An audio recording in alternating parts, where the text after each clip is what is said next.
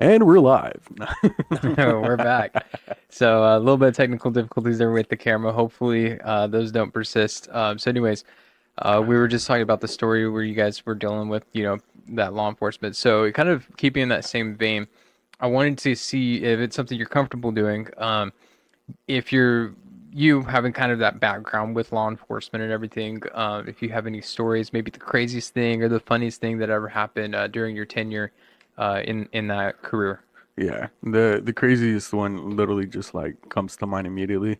So like so when I was working and it was at a halfway house, and so there's what I started doing immediately was like I wanted to know what these people have done, because that I thought that would help me out to know what to expect from them so I could know what to look for. Like especially when it came down to like some of them would be in there for drugs, and obviously that's contraband. You can't have that, and Hmm. technically you're still serving out your sentence. So I would want to know so I could know what to look for and stuff. But this marshal, this one time, he asked me like, why do you do that?" I was like, "Well, I want to know. I want to know what I'm dealing with."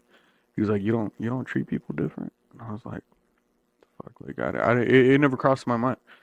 He was like, "I'm gonna be completely honest." He's like, "Everybody that I know definitely treats people different, because my thing is there's certain crimes that I'm just like, if you've killed a person, like I whatever, you know, whatever you did, that's on you and stuff. But like the child molestation, the raping, stuff like that, that Hmm. really bothers me." Right, right. And I hadn't noticed at that time that I would treat people different, because we didn't have anybody at that time that I knew of that did stuff like that. And so at the time, like it just kind of put it into perspective, but no experience of it as of yet. And so like a few months later, we ended up did getting a few inmates that had done stuff like that. And it took me a little bit, but at some point I kind of noticed like, oh, I'm really like that is kind of a thing. And so there's this um, one inmate, and it wasn't that necessarily, but still domestic violence for me. Hmm. I don't fuck with it. Yeah, it's Yeah. still up there, bro. I It's still grew up I there. Yeah, grew for up with sure. I have three sisters, bro, It's my foot. and like Okay. I have three sisters, and a couple of them have dealt with it at some point in their life. Right. And so like to me, it hits kind of home for it. And there's this, and he wasn't a small Asian guy. Like he was 6'2", bigger guy, and he was in there for domestic violence. But his girlfriend, I feel like, did it because of the danger. Didn't necessarily did it because like, oh fuck, I need to get this guy away from me. Like this guy needs to be locked up.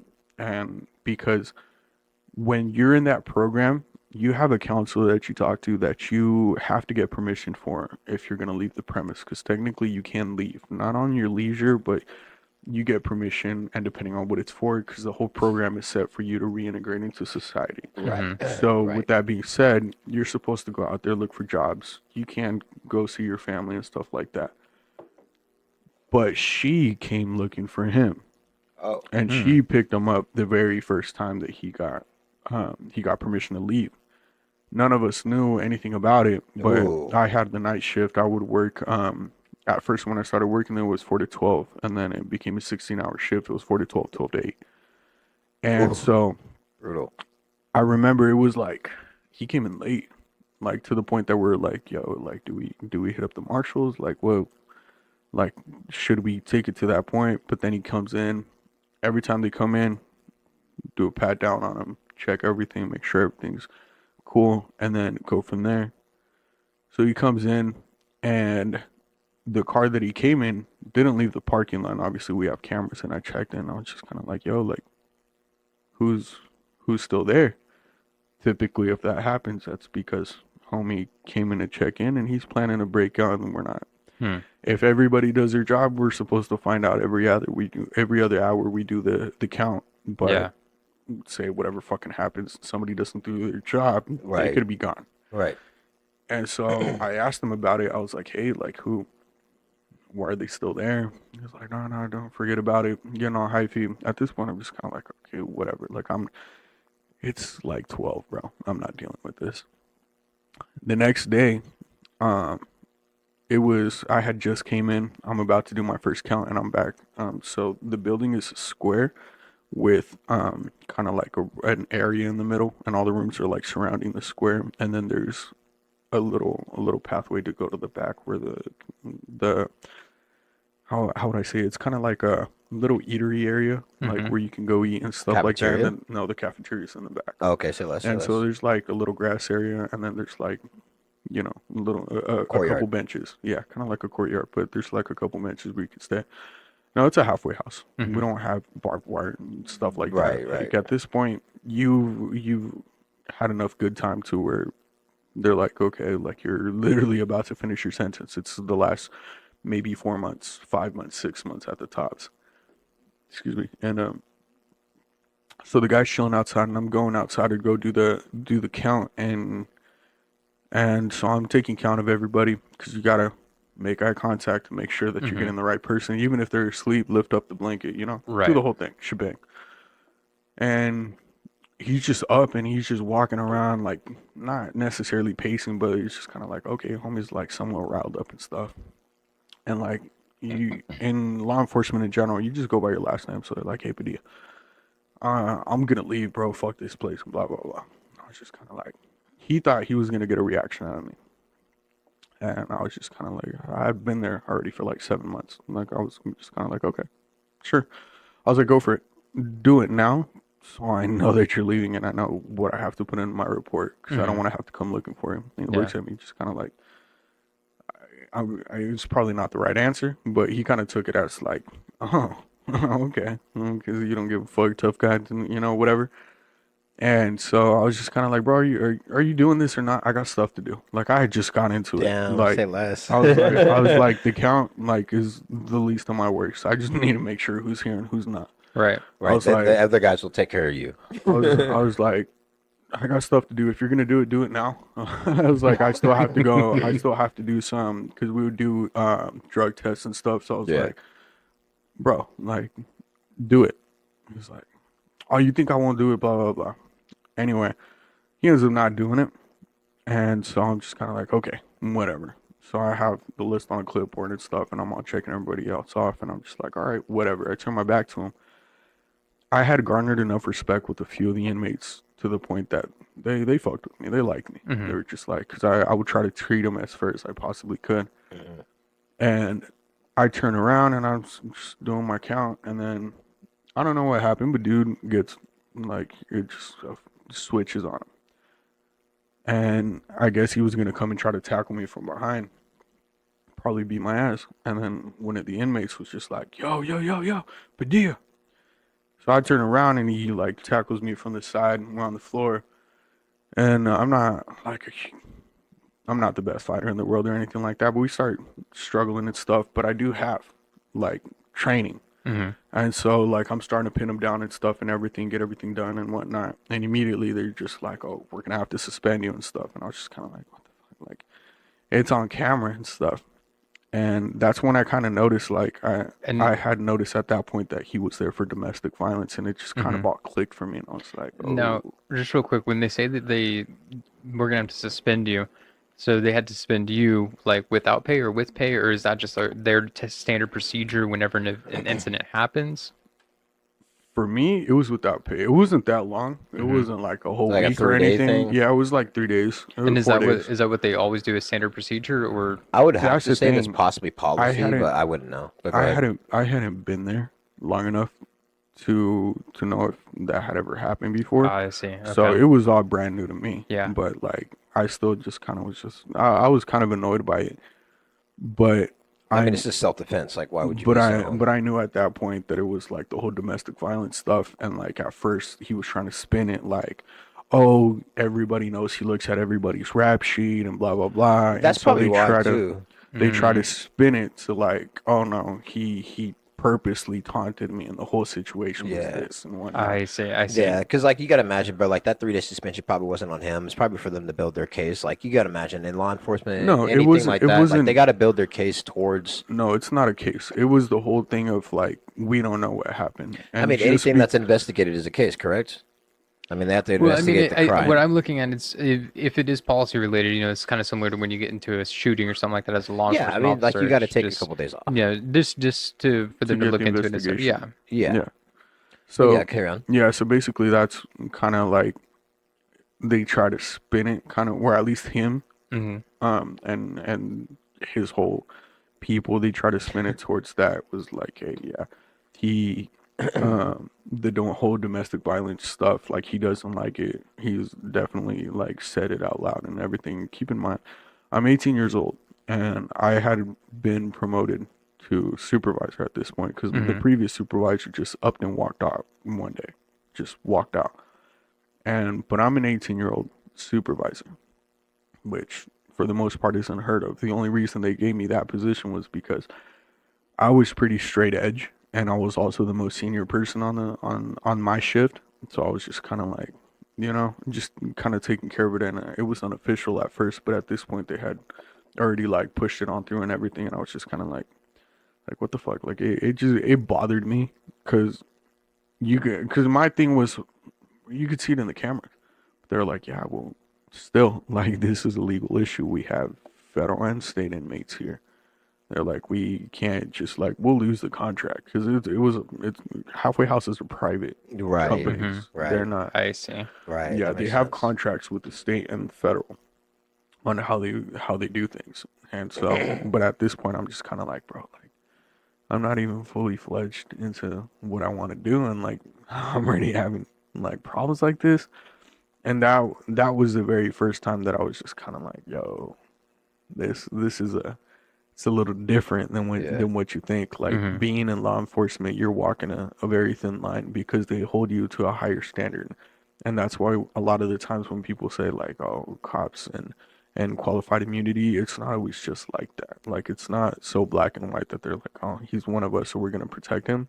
I'm not saying it never happens, but to me, it's just more of like it depends on the situation, and especially when you're that new, it's not necessarily qualified Shit, immunity. yeah. It's just more of like, yo, Yeah. we need to figure this out properly. Yeah, so Hmm. it's Like, like you were walking on like not just a straight line, but a fucking oh, a you're hairline, right bro. there, bro. You're Like right there. Because no support type shit. one of the biggest problems that literally plagues law enforcement is having romantic feelings for somebody that has a criminal past, Hmm. and it happens a lot, including to one of my exes.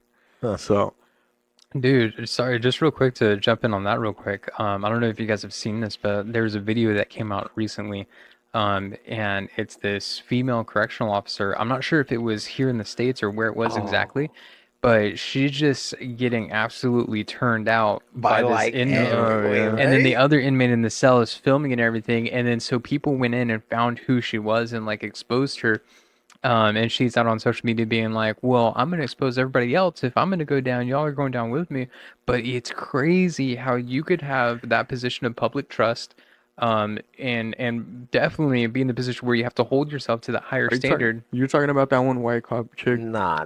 This Because fucked that's a whole everybody on the crew. that's Oh, that's a separate story. No, No, this separate story. this Separate story. This yeah, is recent. This is no, recent what he's this talking about. this was in a correctional institution. I oh, think it okay. was on TikTok, I think, Yeah. And because I seen the video myself. I'm gonna be completely honest. It's a lot more prevalent than people think. Oh, A absolutely, a lot 100%, more It has to 100%. prevalent be. than It people has to think. be, bro. You're mixing males and The females. It has to be, bro. the majority of the people that haven't been caught is because they've been there long enough to know how to do it. Hmm. Yes. I'm gonna be completely honest. That's Yes. anywhere you go, bro. Anything you do, bro. You haven't been caught because you've been doing it long enough, bro. Straight the fuck up. The rookies will get outed out immediately. Hmm. Like they'll be like, you fucked up. You're not part of the culture, bro. You fucked up. You Yeah, did one move wrong. Everybody Part of the noticed. culture. my ex, when she ended up sleeping with an inmate when he got out, she Or- ended up marrying him. Hmm. So I'm like, it's like it's Mary? No, It's crazy. check it out. It's oh, and they're divorced now too. Fucking Stockholm the syndrome. psychology behind it is this. Okay, so I'll walk it through in a couple of stages. So, how many times has it happened where you listen to the radio? A lot of people don't listen to the radio, but when you used to listen to When the you do. radio, Mm. usually the station is syndicated, it's through corporate or whatever, and so they're mandated to play the same song a certain amount of times. Right. And so how many times has it occurred that you hear a song on the radio and you're like, I don't really like it. But then, on the fourth or fifth time, you're like, you know what? I'm kind of jamming with that, Yeah. And what it is the longer you spend in an environment or with someone or exposed to something, the more likely you are to Susceptible. like it. Desensitized And to it. so, this is something that, you could see in the workplace too. It's like, so you go to work and you spend 8 hours with these people, right? So when you first show up, let's just say there's, a female coworker there, and you could be like, no, like, no. But then you spend another day, and then over all this time, all of a sudden, Yeah. they They they're, start they're seeing the different. attractiveness starts going because it's not so much, you're not just basing it purely on the looks now. Now you're starting to get to know the personality, Yes. and then you could start building from there, and that attraction starts Yeah. building. Yeah. And so it's the same exact concept there. It's the amount of time you spend exposed to someone or something that's going to affect your Attract you to it. attractiveness to Yeah. it. Yeah. Fuck, Yeah. dude. That's No, wild. that's true. That is very wild. Very wild to look at it like that, bro. Yeah. That's That a really blows wild me away. concept because, like, I met her when I was going through schooling for criminal justice, and then one of her friends, like, also same jail. They both got caught up within like a month of each other. They And wilding out there. and Whores. I thought it was absolutely I'm sorry, hilarious take that out. that when it happened, they were talking mad shit about each other about the situation. Mm-hmm. Like first about the first one that it happened to, and then the second one happened, and like, oh, you hypocrite and all this, and I was just like, interesting. I was like, you guys are really just. It's a really. A lot of people don't realize like how dangerous of an environment it really is. 'Cause a lot of people are like, oh, well, you already know, like they're inmates. You already know like that they have felonies, that they have a criminal past and stuff. So you kind of you naturally treat them a different way, Right. a little more cautious, or so people think. Shit. Not necessarily. Still end up getting the pants, bro. Still not Cautious to necessarily. figure out how they're gonna Bro, get fucked. a really I mean, a really good example is how many. Or do you guys remember this one guy, this one felon? I can't remember his name, but he was like a light skinned dude, and he had like green eyes. And they posted seen the his mugshot, They yeah. posted his mugshot, and immediately all the females were like, "He did nothing wrong. This is and that." no. Yeah. And I've also seen it happen vice versa, where the chick is That's literally in there beautiful. for killing her boyfriend or Yeah. her husband. I and can You save did her. nothing wrong. Yeah, I and can other save dudes her. are Mr. like, Save It. she did nothing wrong. Your Honor, respectfully, you weren't there. Like all that stuff. Respectfully, that's cap. Like it's wild, and that always brings me back to thinking about that. I'm just like, you people are wild. Yeah. Like, how could Nah, I've seen some you shit know like what that. they've done? There was like a whole like little meme thing about like criminals, like beautiful criminals going to jail, and there's like whole GoFundMe's for like Their people bail. that like bro, Their like for bail. their bail, bro. Like bail set like $1 million, like GoFundMe at like 55K. Like this isn't even an OnlyFans page, bro. Like this bitch is going for murder, and you're like, I gotta give her my savings. Like, come on, man. Yeah, it's Simping is an epidemic. it really Simping is. is an epidemic, bro. We They should need to stop study it. We should study it. I'm sure. Something is absolutely shifted in society to where that is a thing. It's crazy. Bro, I mean, Oh, did you hear very recently? So, are you guys familiar with streamers? yeah. Have you guys heard of this chick named Pokimane? Yes. Yeah, in Yes. passing, yeah. Don't get me wrong. I think she's attractive. pretty attractive, I bro. don't think she's like holy shit. No.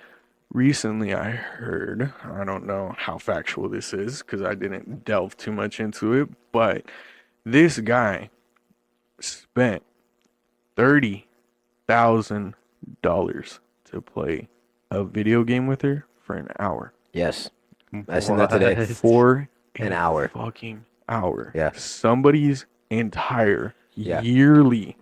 Yeah. That was on. I seen it today, bro. I Like- seen it today. Oh, I this was just like- happened Yeah, and recently? she's literally just Recently. chilling. Like she's not Recently. excited about it at all. She's just She's just playing. Or this other one that I don't know how long this one has been, but this guy paid something like $6,000 to meet this chick in person. She meets up with him. He gets a hug.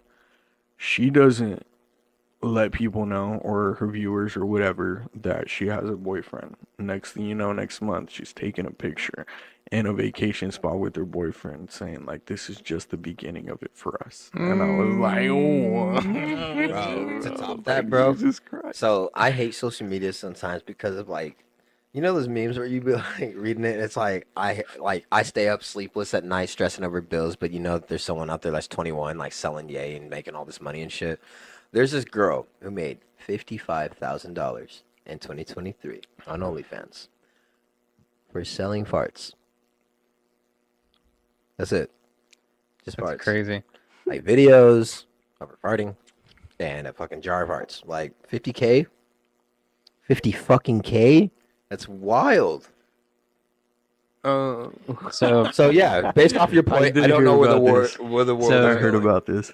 basically, what I wanted to say is Belle Delphine, I think, is kind of like maybe wasn't like the initial person, but definitely I feel like No, she's wait, done. what the fuck am I reading right now? Hold It on, says we'll get to that. We'll get to that. Oh my But god. I think Belle Delphine really did a lot for the culture to get it to where it is now. Like she paved the way What for a lot of culture? people. The simping culture. I feel like she Oh. was Like one she of was like selling in a bath sense. water and stuff. In a sense, I feel like, sorry to cut you off. I feel like she was kind of like almost a pioneer Yeah. for the ridiculousness of how far you can push the whole Exactly. simping Yes. culture. Yeah, The whole exactly. simp. That's Yeah, exactly but what I'm keep- saying. keep going. But so I looked this up. It says it's false, but you never know. But because there's pictures where you can kind of look at her, and I've seen the pictures where it looks like what appears. I don't know for sure. Once again, I don't want to get a defamation suit or anything, but it appears she has oral herpes. There was a claim that went out because she was selling bathwater, which, like you were saying, it's just the ridiculousness of how far you can go with it. What do these niggas even do with this shit? Right. I know exactly. Like I'm gonna drink this shit, bro. They- I'm gonna drink it right now. I would not put anything past someone who is willing to buy it. If you're willing to No. go as far as buying it, then You're gonna do God whatever you only fucking can, bro. I'm knows. cooking in it. I'm showering But with yeah, it. I guess there was a claim that a guy contracted herpes from her bathwater. But That's yeah, wild. fascinating stuff. Imagine fuck the explain- water, bro. No, explaining in the future. Let's say homie gets a wife or whatever, How did or it you might have get been it? a female, whatever. But I have herpes, and then one day she's gonna be curious enough to ask how did it happen? How did this happen? Like, did you get tricked into it? Did they never tell you? What happened? No, I bought this bitch's water.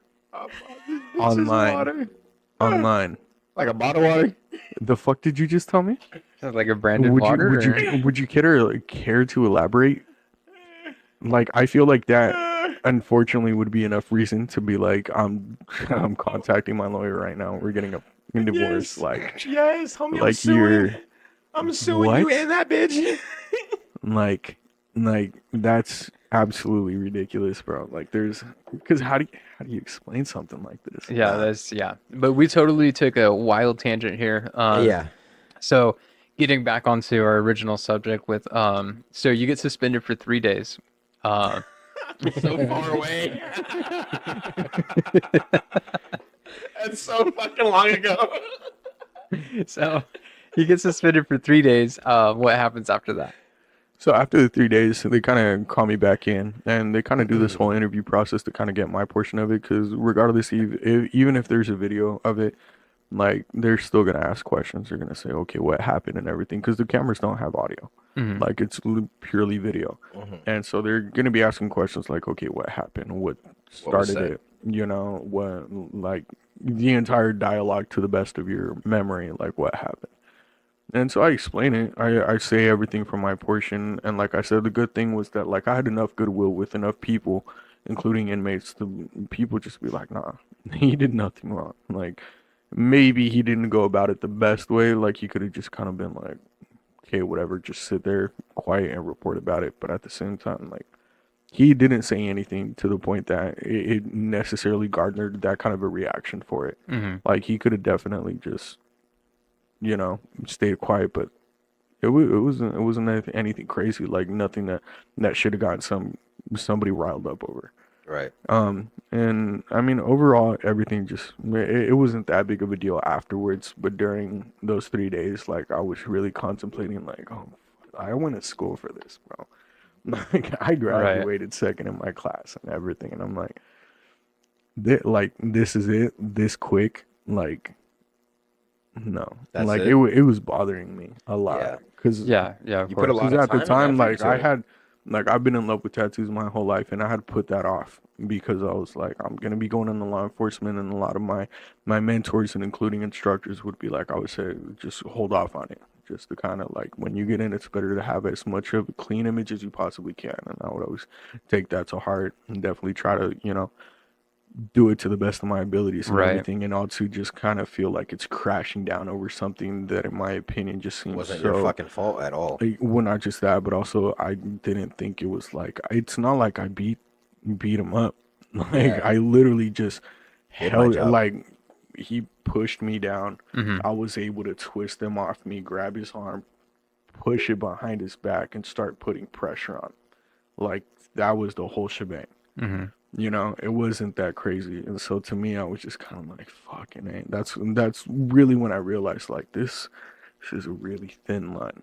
Yeah, I Like mean, a really thin fucking line. guys- Within I don't the I don't know if you guys have ever heard it, but they call, like, the cops will refer to themselves as a thin blue line. I was literally just about to say that. And so to me now that kind of had a, not just that meaning of like, oh, it's the defense between the citizens and the criminals. It's more of like, you're right there, bro. You're yeah, pushing and toying Yeah. and like, having the struggle with it right there. Yeah. That Mhm. also that Yeah. meaning kind of pushed onto me of like, like oh, you taking care of citizens and justice or your job, you're walking on that blue line. yeah, you're You right are there walking too. on the Like blue it is very easy. Every action has a consequence, whether it's good or bad. Yeah, absolutely. Kind of wild, Yeah. honestly. That's really when it started kind of putting a lot of my actions as like an adult into perspective. Hmm. Like when I started kind of like letting people know that I knew were like just about to be adults, even though I was like just an 18 or a 19-year-old, but it just kind of Grow up fast. matured me in a way that like when I started seeing people do unnecessarily illegal things, Hmm. after I left, that I'd be like, bro, like it's a lot more serious. Like you're 18. You can go to prison with people who have killed, with people who have raped, that have done all kinds of stuff. Like Yeah. it's serious. Yeah, Yeah, your petty crime right now is gonna lock you up with No, everyone take else. it a lot more serious. A Yeah, lot you more don't want to be serious. there. Cause Yeah. I hate when people are like, "Well, I don't care. I'll do the time." Will you though? Will you? How many people or not?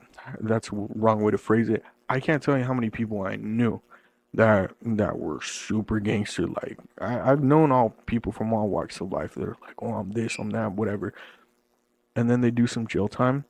They literally go to Wasco and straight edge because they're just like, I'm never going back. Hmm. Just like, bro, like there's always gonna be somebody that's crazier than you. Yeah. There's always gonna be somebody that's willing to push it further than you. Yeah. Oh yeah.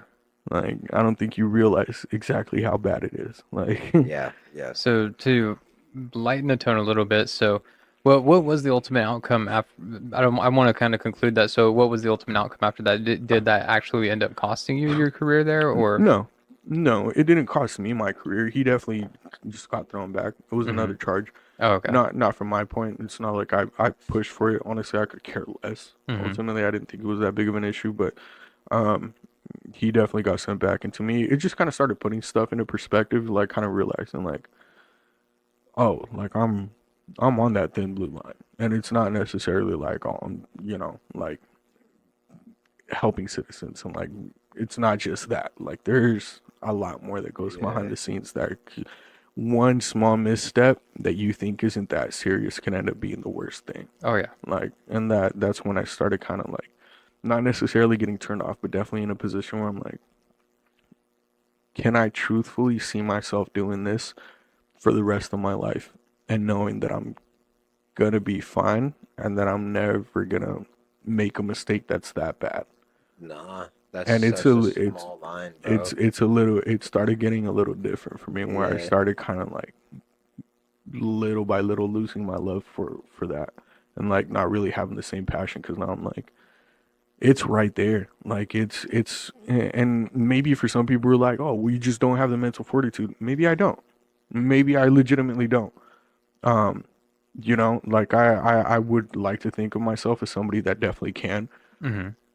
there's also certain risks that I'm just not willing to take. Facts. Facts. That's ultimately kind of what it came down to. It was just kind of like, okay, So, what was the funniest story from your tenure there? funniest story.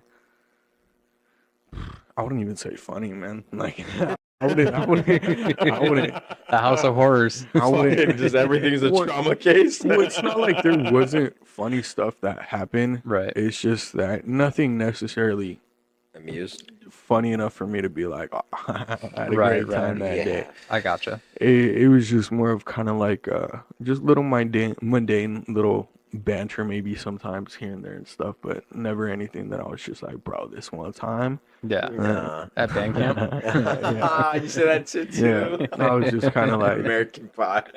yeah. Not saying that, I mean, there's no, I guess, necessarily fun to be had in that kind of a line of work, but Mhm. just for me and my experience that I did it, I mean, you're pretty straight nothing, edge, right? nothing noteworthy. It's not, well, I mean, technically you have to. Like, Yeah, I mean, you obviously, have to. yeah. But it's just like, that's not even being about straight edge. It's just more of like, it's not It's not really, a leisure. It's not a leisure place. it's not the kind of place that you really want to, like, Mhm. like, because you never know who's listening. And, Right. And the thing is that something that they told me very early on is these guys have nothing but time. Like, Damn. they look for shit to be able to use. Yeah. That's why, like, some of the most ingenious things come out of prison, bro. Oh yeah. Like, some of the videos that they would show us, like, this one time, they literally will grab paper, water, and soap and do layers and layers and layers and create a little spike that with the slingshot, they'll create a little slingshot out of whatever they have. The little rubber that's out of the what is it called? The blankets, the mattress, whatever they could find it from. They create a little slingshot with that little spike, and they'll launch it, and you'll see it get stuck into a metal cabinet. Like, they have nothing but time. Yeah. They Yeah. have like a, a perfect example. I don't like, what is that? Like, the devil resides in idle minds or something like that. Oh, Idle Hands of the Devil's Plaything. Yeah. Yeah. That's the kind of summarizes, like, bro. Exactly that. Yeah. Have you seen those? I'm pretty sure he's on all platforms, but this is a dude. And he does videos, and he has like a little makeshift like gel cell, and he'll be like, "Hey yo, Bunky, I want a slushie. You want one?" And then you hear the guy in the background. He's like, "Oh yeah." He's like, "Hey, get some trust from get some ice from the trustee." And then it'll show how he like takes stuff you can get in Makes jail ice cream and and makes stuff. whatever.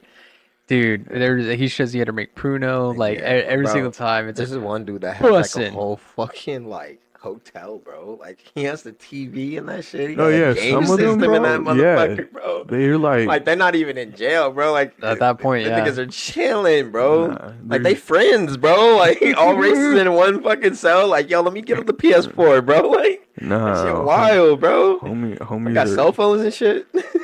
no, and that's honestly one of the things that you notice in that line of work is that some people that literally like they don't want to come out because they're technically for like, yeah, it costs you your freedom, but some people don't care. They're institutionalized, yeah. Like, Yeah. they will. They don't have any institution outside. Why not? They You prefer know what I mean? being able to do whatever they want and When they just want. getting a place to stay, 3 meals a day. Health insurance.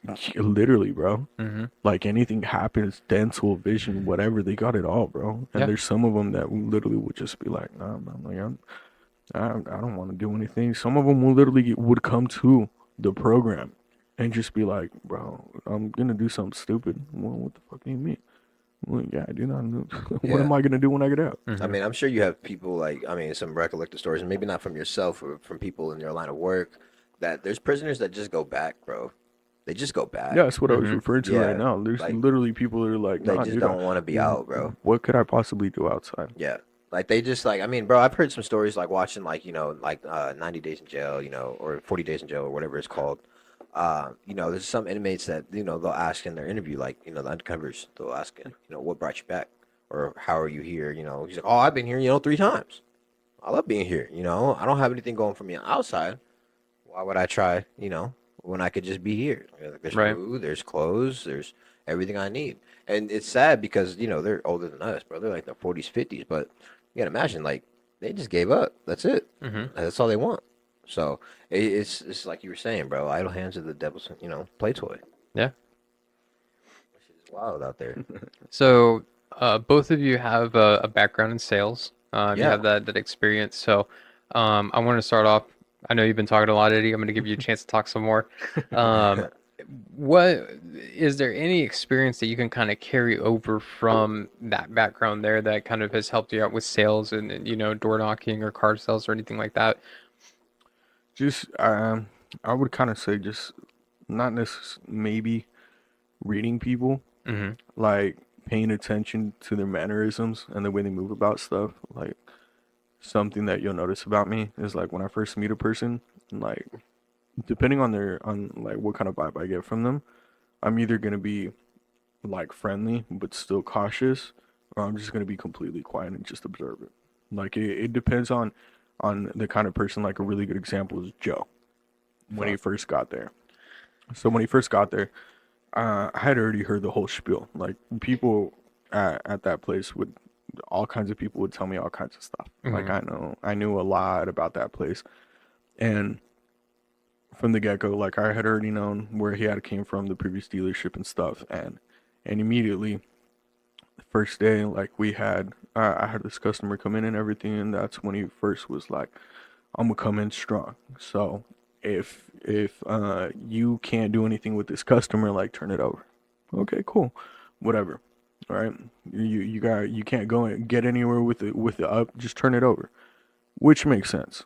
And what is an up for people who may not know? Okay, so an up is just a customer that comes into the lot free game. You know, um, most of the people like that. That's why a lot of the times you'll see on social media like the salesman run up to them and everything. Well, it's because What background of sales is this?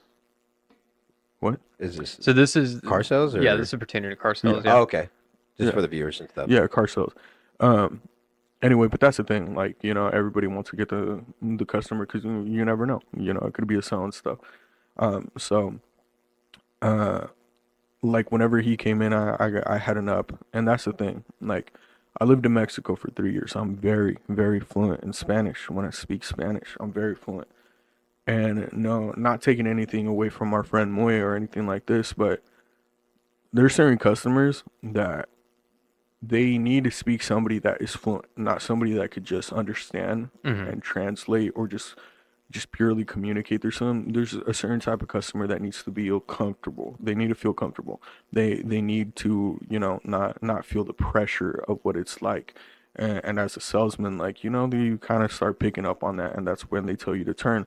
This customer, he only spoke Spanish. And so it was him, his wife, his mom, and one of his kids. And so I came in immediately. They knew exactly what they were looking for. It was a RAV4, a Toyota. That's the only vehicle that they wanted. They drove it in a Camry, so they're hardcore Toyota fans and stuff. Excuse me. And they do the whole shebang, and I show them the car and everything because they had just kind of seen it online. They hadn't really like delve into really finding out what entailed everything in the car. They just saw the price in the car. So I kind of did my whole thing, the walk around, everything. They didn't want to get into a test drive.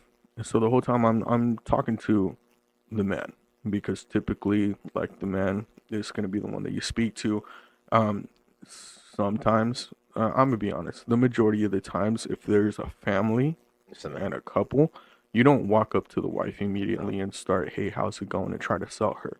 Like a lot of men will find that disrespectful. Right. And so naturally, like I would do it. I went up to him, talking to him the entire time, and throughout the whole thing, I thought it was going great. But then when it came down to the test drive, they didn't want to do it, Mm-hmm. and so I was just kind of like, okay, kept trying to figure it out. I didn't want to push too hard. Because the fact that they told me from the get go that they were not planning on test driving the vehicle at all, like they just wanted to look at it. So I was just like, okay, I don't want to push them too hard because they're just gonna leave. So I was trying to like maneuver around it, trying to get them to, was having them sit in it, talk about the car, the different features and stuff, and trying to get them to go on a test drive. And ultimately they were just kind of like, no. So the wife just walks off, gets in the car, sits in the passenger seat. Mm-hmm. at the time, I didn't really mind that because the guy didn't necessarily seem in a hurry to get back into the car. We were still having a conversation, so I was like, okay, cool. Still trying to get it going. Little did I know that the woman was the actual buyer. The man was Nah. just being the person that was like Support. investigating and getting everything going. Alright. And the thing is that she never spoke, Mm-hmm. never asked a question. I said hi to her. She didn't even tell me her name, just kind of avoided the question. He cut in and everything. And so I'm just kind of like, okay, still trying to figure this out.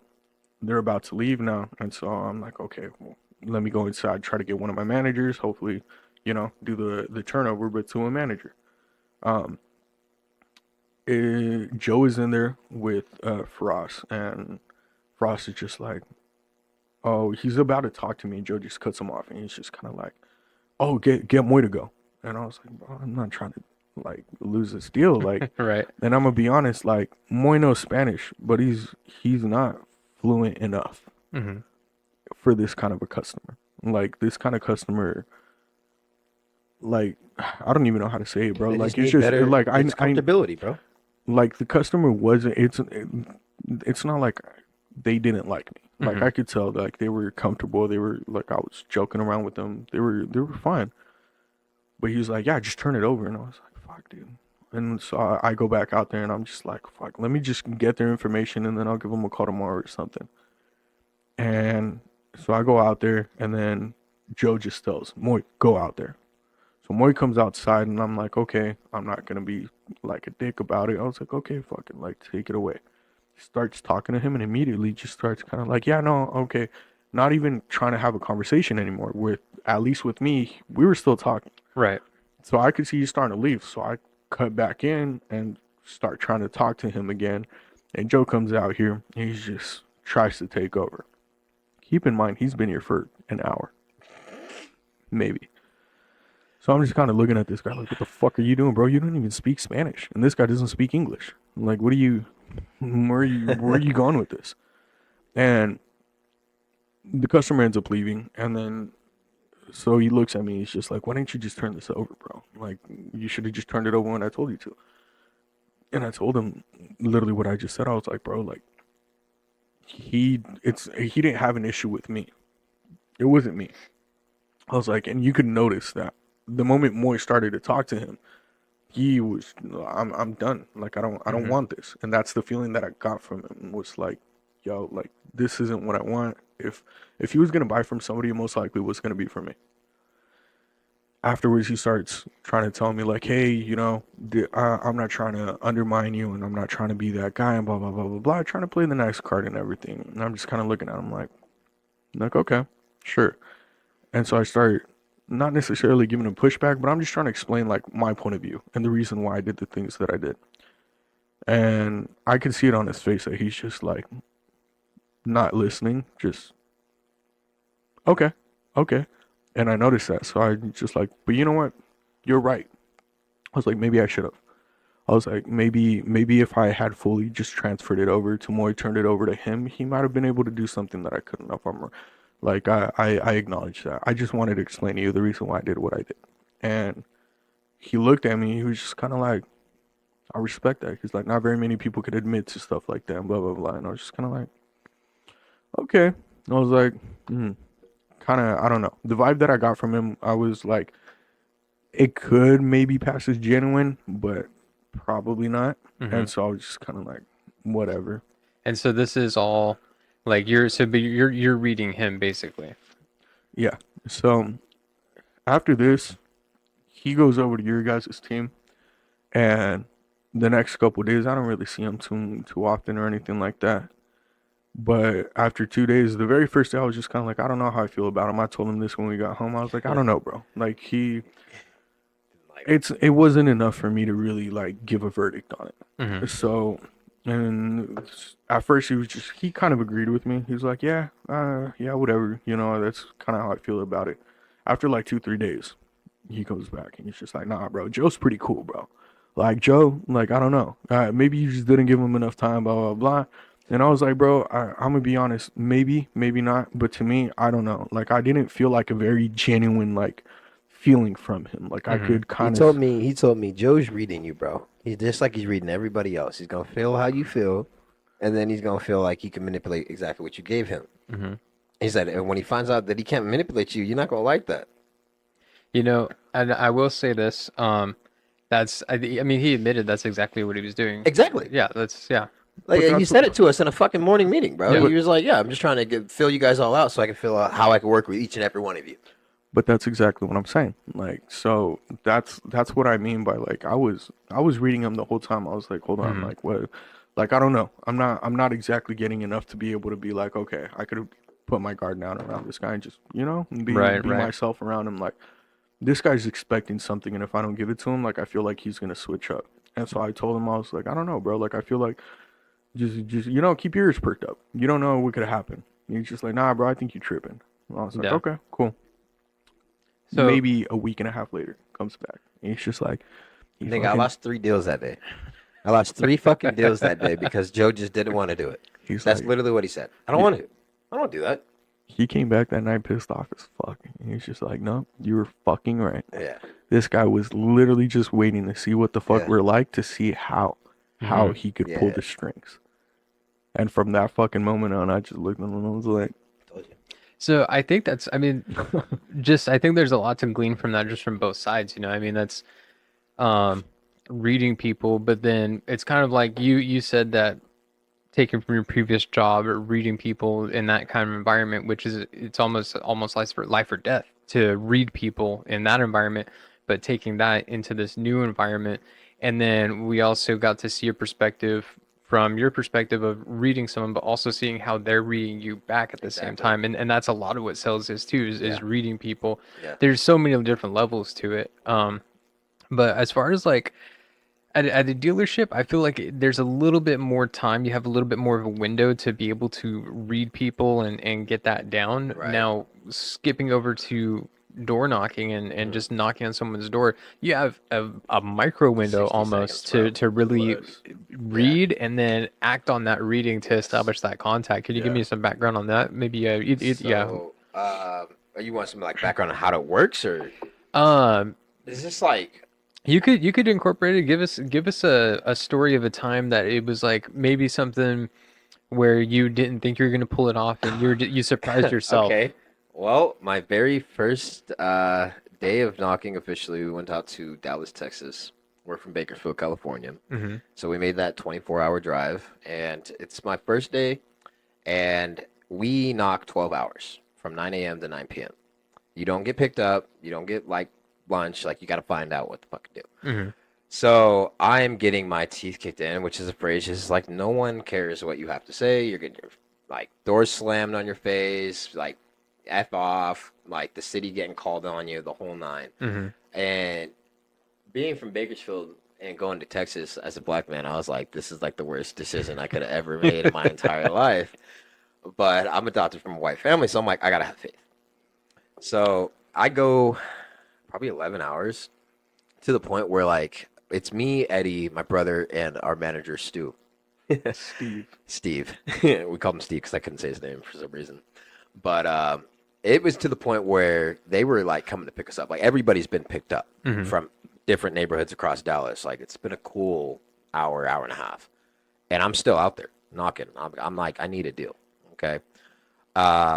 It's my last door, and I'm like literally ready to leave. I call Stu. I'm like, come get me. They start heading over, and I'm sitting on the curb. I'm just messed up. And I'm thinking I didn't did it.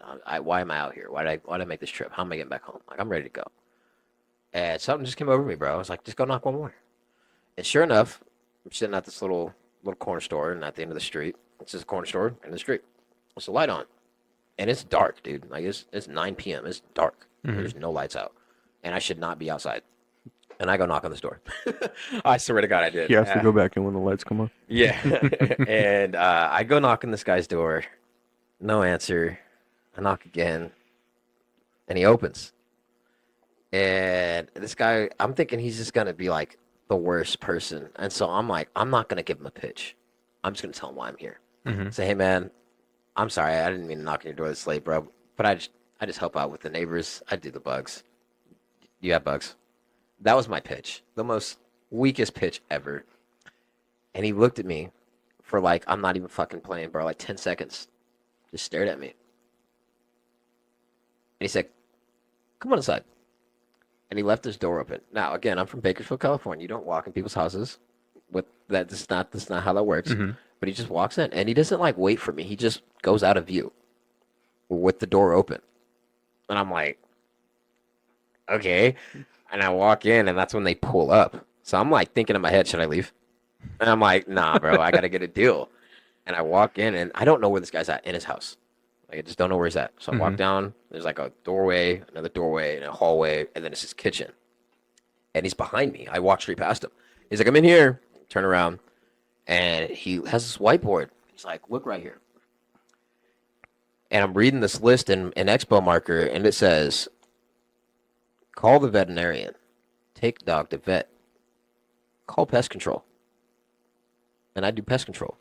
That was my door knocking job. Mm-hmm. And he's just staring at me again, and he says, isn't that funny? And I was like, yeah. And he's like, anyway, I got some bugs in the backyard. Let me show you. And sure enough, I go back there. He shows me some bugs around his pool. We go do the spray the next day. I made $4,000. Oh, wow. Boom. So thinking I wasn't going to get anything after 11 hours of just knocking brutally, that happened. And that same day, I'll tell you this to end off my story is how brutal that day was is I was just being optimistic Brian, just slam on my face, smile, like slam door, smile on my face. I get to this one house, and this is the most gorgeous house I've ever seen. Like this guy has a full G-Wagon and a neon green AMG right there in his garage. Beautiful, right? And I go there earlier in the day, and it's his daughter, and she's like, no, my dad's going to be home later, so I come back, right? And that's when I seen the cars. And so me and him were chatting it up. He comes out shirtless, bald dude, completely no hair, big, muscular, fucking roided dude. And he's super nice. And I was like, yo, what's up? Yeah, I'm just out here doing the bugs. What? Talked to your daughter earlier. She said you guys had some issues in the garage. And he's like, oh, yeah, yeah. And I see he's like talking. At this point, I wasn't really listening to what he's saying because I know I have him on the hook and I'm trying to do my sell. And he's like, yeah, yeah, in the back of the garage over here, blah, blah, blah, blah, blah, over here. I'm not listening. And I'm like, dude, you got some really nice cars, man. And he's like, oh, well, thank you. I said, what do you do for a living? And this man changed in a half a fucking second. He was pointing at something. He put his arm down, slow as fuck. Looked at me dead in my fucking eyes. He said, what the fuck did you just say to me? I said, I'm sorry, what? And he just lost it. How the fuck you gonna ask me about my job? Blah, blah, blah. Like, roided out, bro, in my face. Damn. Like, get the fuck off my yard right now. You gonna ask me about my living? You gonna ask me about my wife? Like, started tripping on me, bro. I was thinking I was gonna get the shit beat out of me. And that was the same day, bro. Like, probably 4 hours before I got that cell. I was just like, I don't want to be here. I don't want to be in Dallas. I almost got the shit beat out of me by this old 42-year-old roided ass millionaire, bro. Like, it was bad, bro. Yeah. Scared for my life. Like, when you're door knocking and somebody like that happens, bro, you're on their property. If the neighbors ain't home, it's hearsay. It's hearsay. How you know that nigga beat you up? Right? It's all hearsay. You go back to their house, it was his house. Well, there's no cameras. He's not willing to give it up. It's his house. It's just hearsay at that point, bro. That's a scary thought. It is a very scary thought. We've had some more scarier experiences, bro, which that's for another podcast, but we've had some crazy stuff happen to us on the doors, man. But Wow. yeah, that was a good story, and that was a crazy story. Well, I'll tell you what. I mean, it just for anybody who's thinking of going into sales or has been in sales, Put your head on a swivel. yes, one, to keep your head on a swivel for sure. But you never know when you're gonna find that needle in the haystack. You know, you could Exactly. find it right on the top of the stack, or you could find it after Yeah. that last straw. You know, Yeah. and so if you are committed to being in sales and being a salesman, you just have to Yeah. be consistent. That's the best thing you Yeah. can do. I will say this, bro. In door knocking, it is the hardest industry in sales that you could possibly do. There was a streak where I went almost 19 days with no sales, and I'm talking 12 hours every single day, knocking 400 doors and getting nothing. It was almost, again, I had another point of, and it was a dire breakdown. Like, I was telling everyone, almost crying, like, I want to go home, bro. I want to go home. I don't want to be here. Yada, yada, yada. It was raining. It was storming, and we still had to go knock. And I was like, I don't want to be here. It was terrible. And the day of, bro, the whole day I was just thinking I want to go home because you can't knock when it's pouring, pouring, pouring. No one's going to answer the door. Yeah. So you got to like literally knock on doors until no one answers and then sit on their porch so you don't get soaked. And I'm sitting on this porch and this lady opens the door. And she's like, you cold? I'm like, yeah. And she's like, all right, come inside. Same shit. I'm not going to the fucking She's like, you gonna leave my door open? And I was like, oh shit. So I go inside. And I go inside and there's a bunch of old people. And I'm old as like above 50 years old. A bunch of old people. And then some people in blue vest. Like just blue nursing outfits. Mhm. And I'm like, well, thanks for letting me come inside. I'll just sit in the doorway. Like, I'm not sitting on your furniture, blah, blah, blah, because I'm soaked. She said, no, honey, come on, sit down. And I'm like, I can't see this lady, right? And I'm like, who the hell is talking to me? Because the person that opened the door was one of the ladies in blue. The lady is paralyzed. She's in a wheelchair, the actual homeowner. And I was like, oh, shit. She's like, oh, come on, sit down, whatever. We started chatting it up. She said, what are you doing out here anyway? It's pouring. I told her what I do. I do pest control. And it's one of those stories where, same thing. You never know with that needle in the haystack. Mhm. And I'm having a 19-day streak of L's. 19 days in a row. And I just told her, bro, I'm just having a bad day. Ma'am, I'm having a bad day. I thank you so much for letting me come in your house, but I don't think I want to be here. I told her everything. From Cali, blah, blah, blah. And she said, well, you do pest control. Can you do this house? And I was like, yeah, I mean, I could, but, you take care of all these people. She was in-home care for all these veterans. Mhm. Every person in there that was disabled was a veteran. And she's like, no, honey, I make money. How much do you, what can you do for me? And I was like, well, your house allocates for this, bro. She picked, 2 house sizes more than hers. So her service for her home was $95 every 2 months coming out for, 55. She picked, the $1,500 every 2 months coming out for, $750. She gave me 4 more houses after that. Oh wow, Bro, I don't remember how much money I made, but we went out for, a week. that's a blessing. We went out for, a week. And I'm talking getting carpool rides for 19 days eating fucking Crustables, bro. Not asking nobody for nothing because can't bring anything to the table. Mhm. And then the next week being like, yo, let's go blow 10 bands. You know what I mean? Crazy shit, bro. You will be at your lowest and your highest in sales. Yeah. Yeah. You will figure out who you really are in sales. Yes. Who you really are in sales. Absolutely. Thank you for letting me share. Yeah. No, that's what we're here for. So we're at that point. It's time for the real review. So that's the point in the show where we throw up a random reel. You guys send them in. Well, not you guys, but our audience sends them in to me. And you can find us on Instagram at the law. I don't even know the name. You gotta get it down, brother. You Just have to send get it to that me, down. bro. You better edit that. Restart the whole fucking thing you were just saying. No, we're fine. So you can find me on Instagram. It's at the Law of Average Joe's podcast on Instagram. Send any reels in. I will review them. We'll select one randomly and we'll throw it up for the guest to get a Yes. reaction here. I So love it. let's throw this up. Let's see.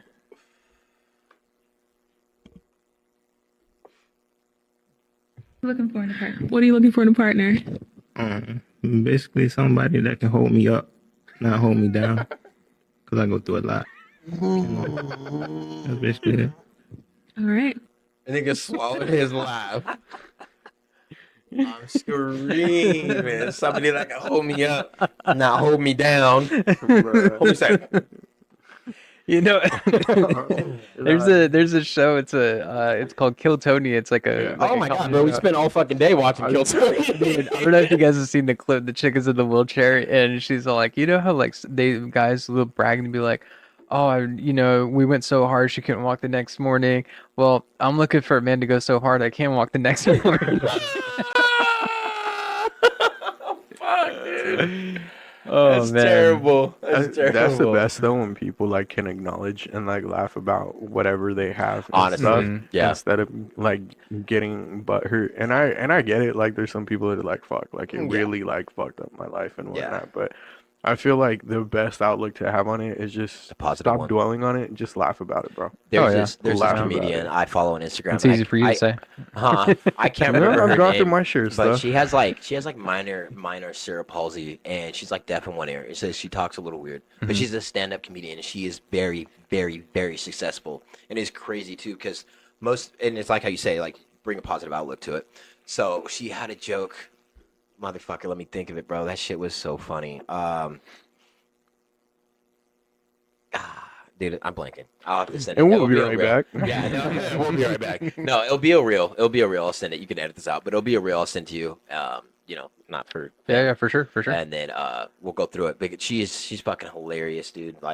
She does talk because she's a little fucked up, but for her to be a stand-up comedian, bro, and show her face in front of those people, and then she makes fun of herself so people can't. Mm-hmm. is just great, dude. Well, I mean, you saw the podcast with Donald Trump and Biden at Kill Tony. Yeah. Oh no, The- he told the- you about it, bro. We watched yeah. it, bro. It was The- amazing. It The was so dude funny. hilarious. that had the messed up arms, that bit, bro. I was just like, damn, Bro, the bit I did not like at all was the big Mexican dude. Homie was looking like a fucking Yo. Mexican jelly roll, homie. Uh-huh. The homie was fucked up, bro.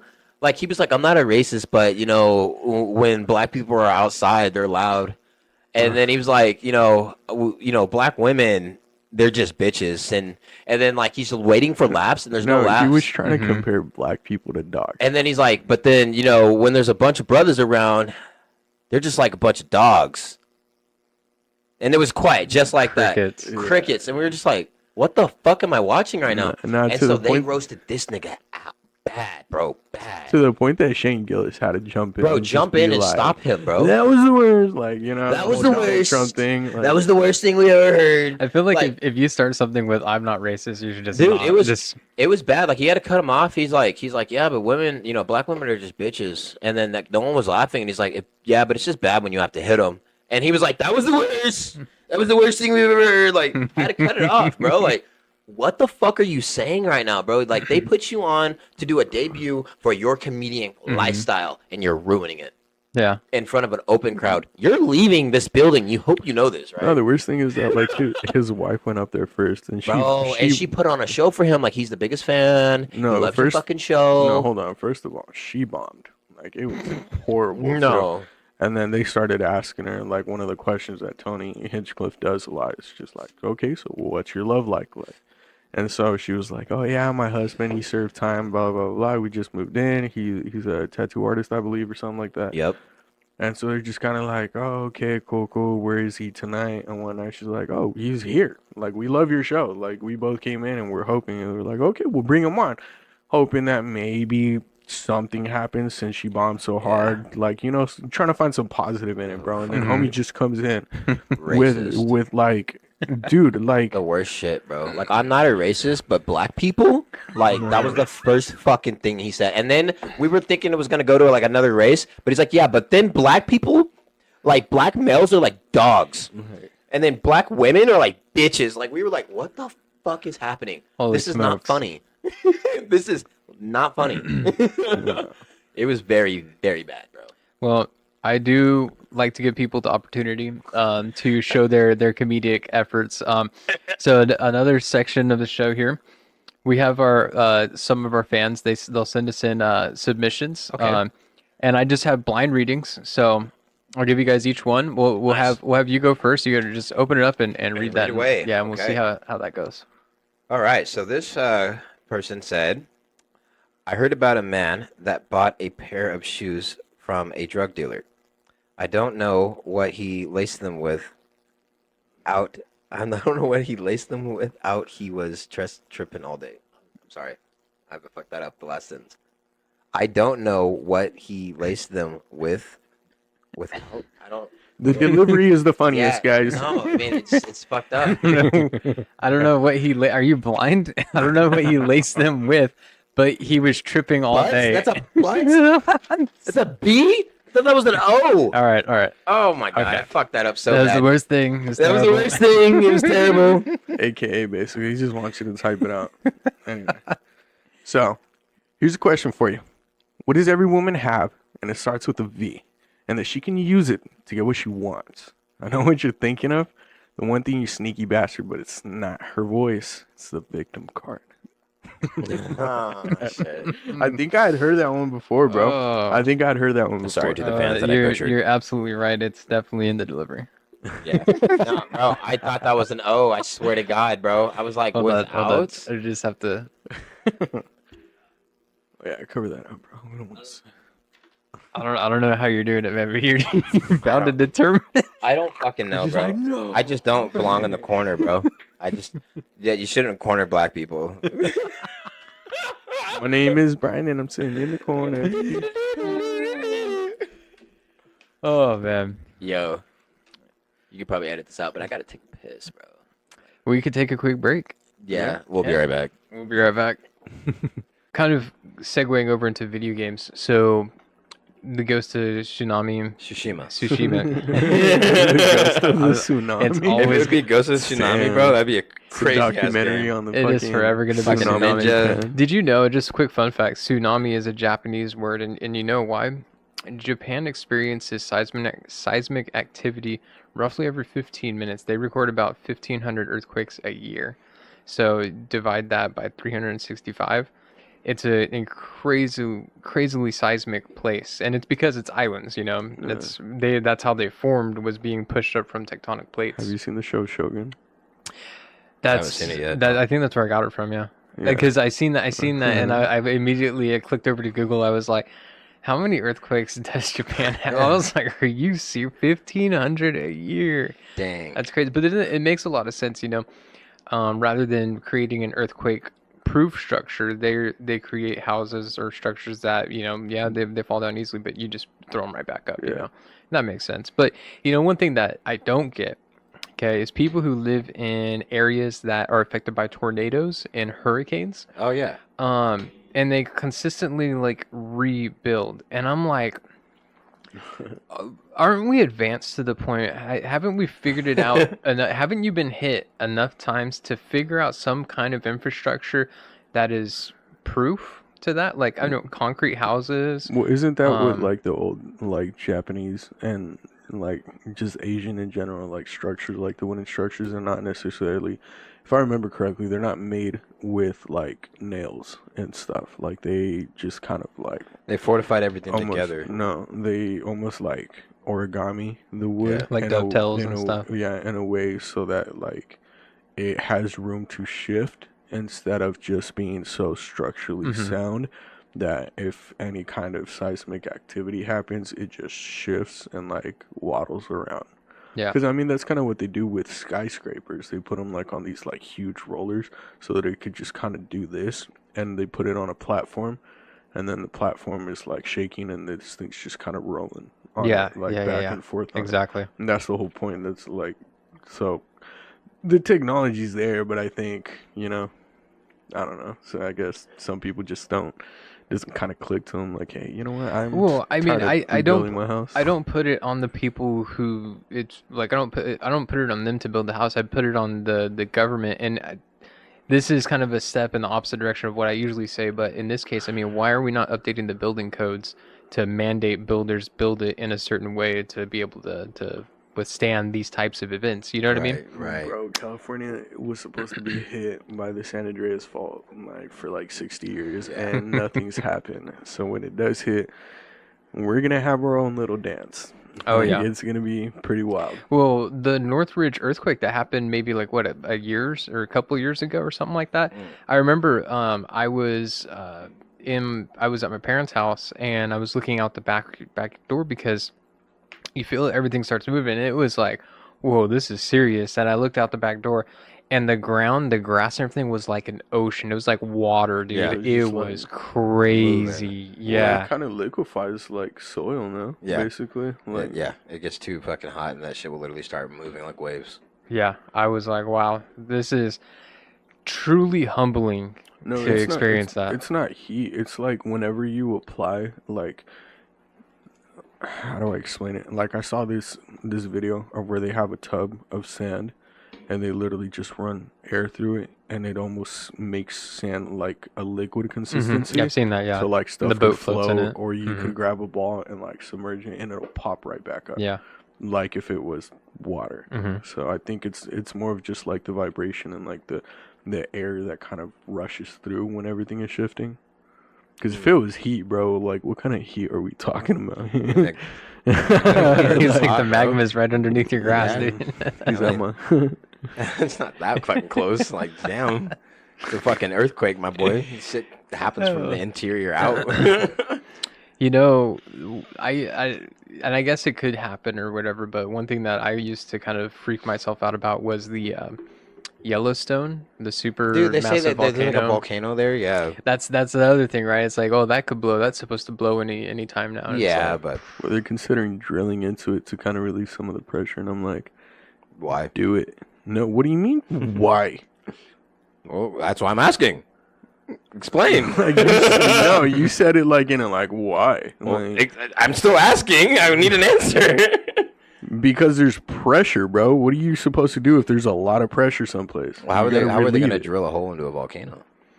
First Have of you all, seen it's not a, excavators? What? it's not a regular Excavators?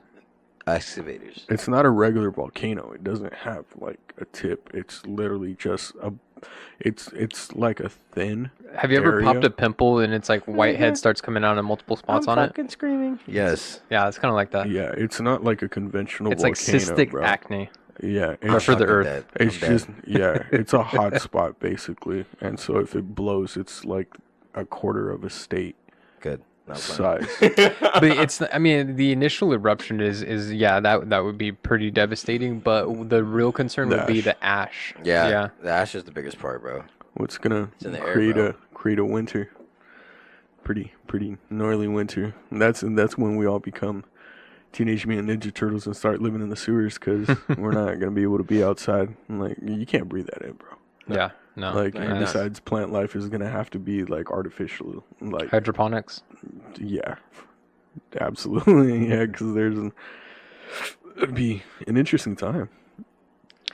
It's what would our adaptability be like? You know what I mean? Like I'm sure we would survive, Humans always but survive. life as we know it would be over. And we would definitely be adapting Oh. to a new form of life. Oh yeah, it would, For bro, a while, bro. for the a most while. basic shit, bro. It would just be a restart. Mm-hmm. It would like I mean, in my own opinion, bro, if that's something like that was to happen, like post-apocalyptic, I feel like if you're gonna rebuild, bro, or do anything to rehabilitate, just start from the basics. Mm-hmm. Start from the basics. Like you try to learn anything in this world, bro, just start from the basics. Yeah, no, I disagree with that. No, I'm I not mean, give your starting- opinion. I'm not starting with sticks and stones, bro. No, I'm not saying like that type of basics, bro, but like obviously just have some type of fucking structure, make sure everybody is fed, there's housing, basics. Mm-hmm. Like everybody is fed community.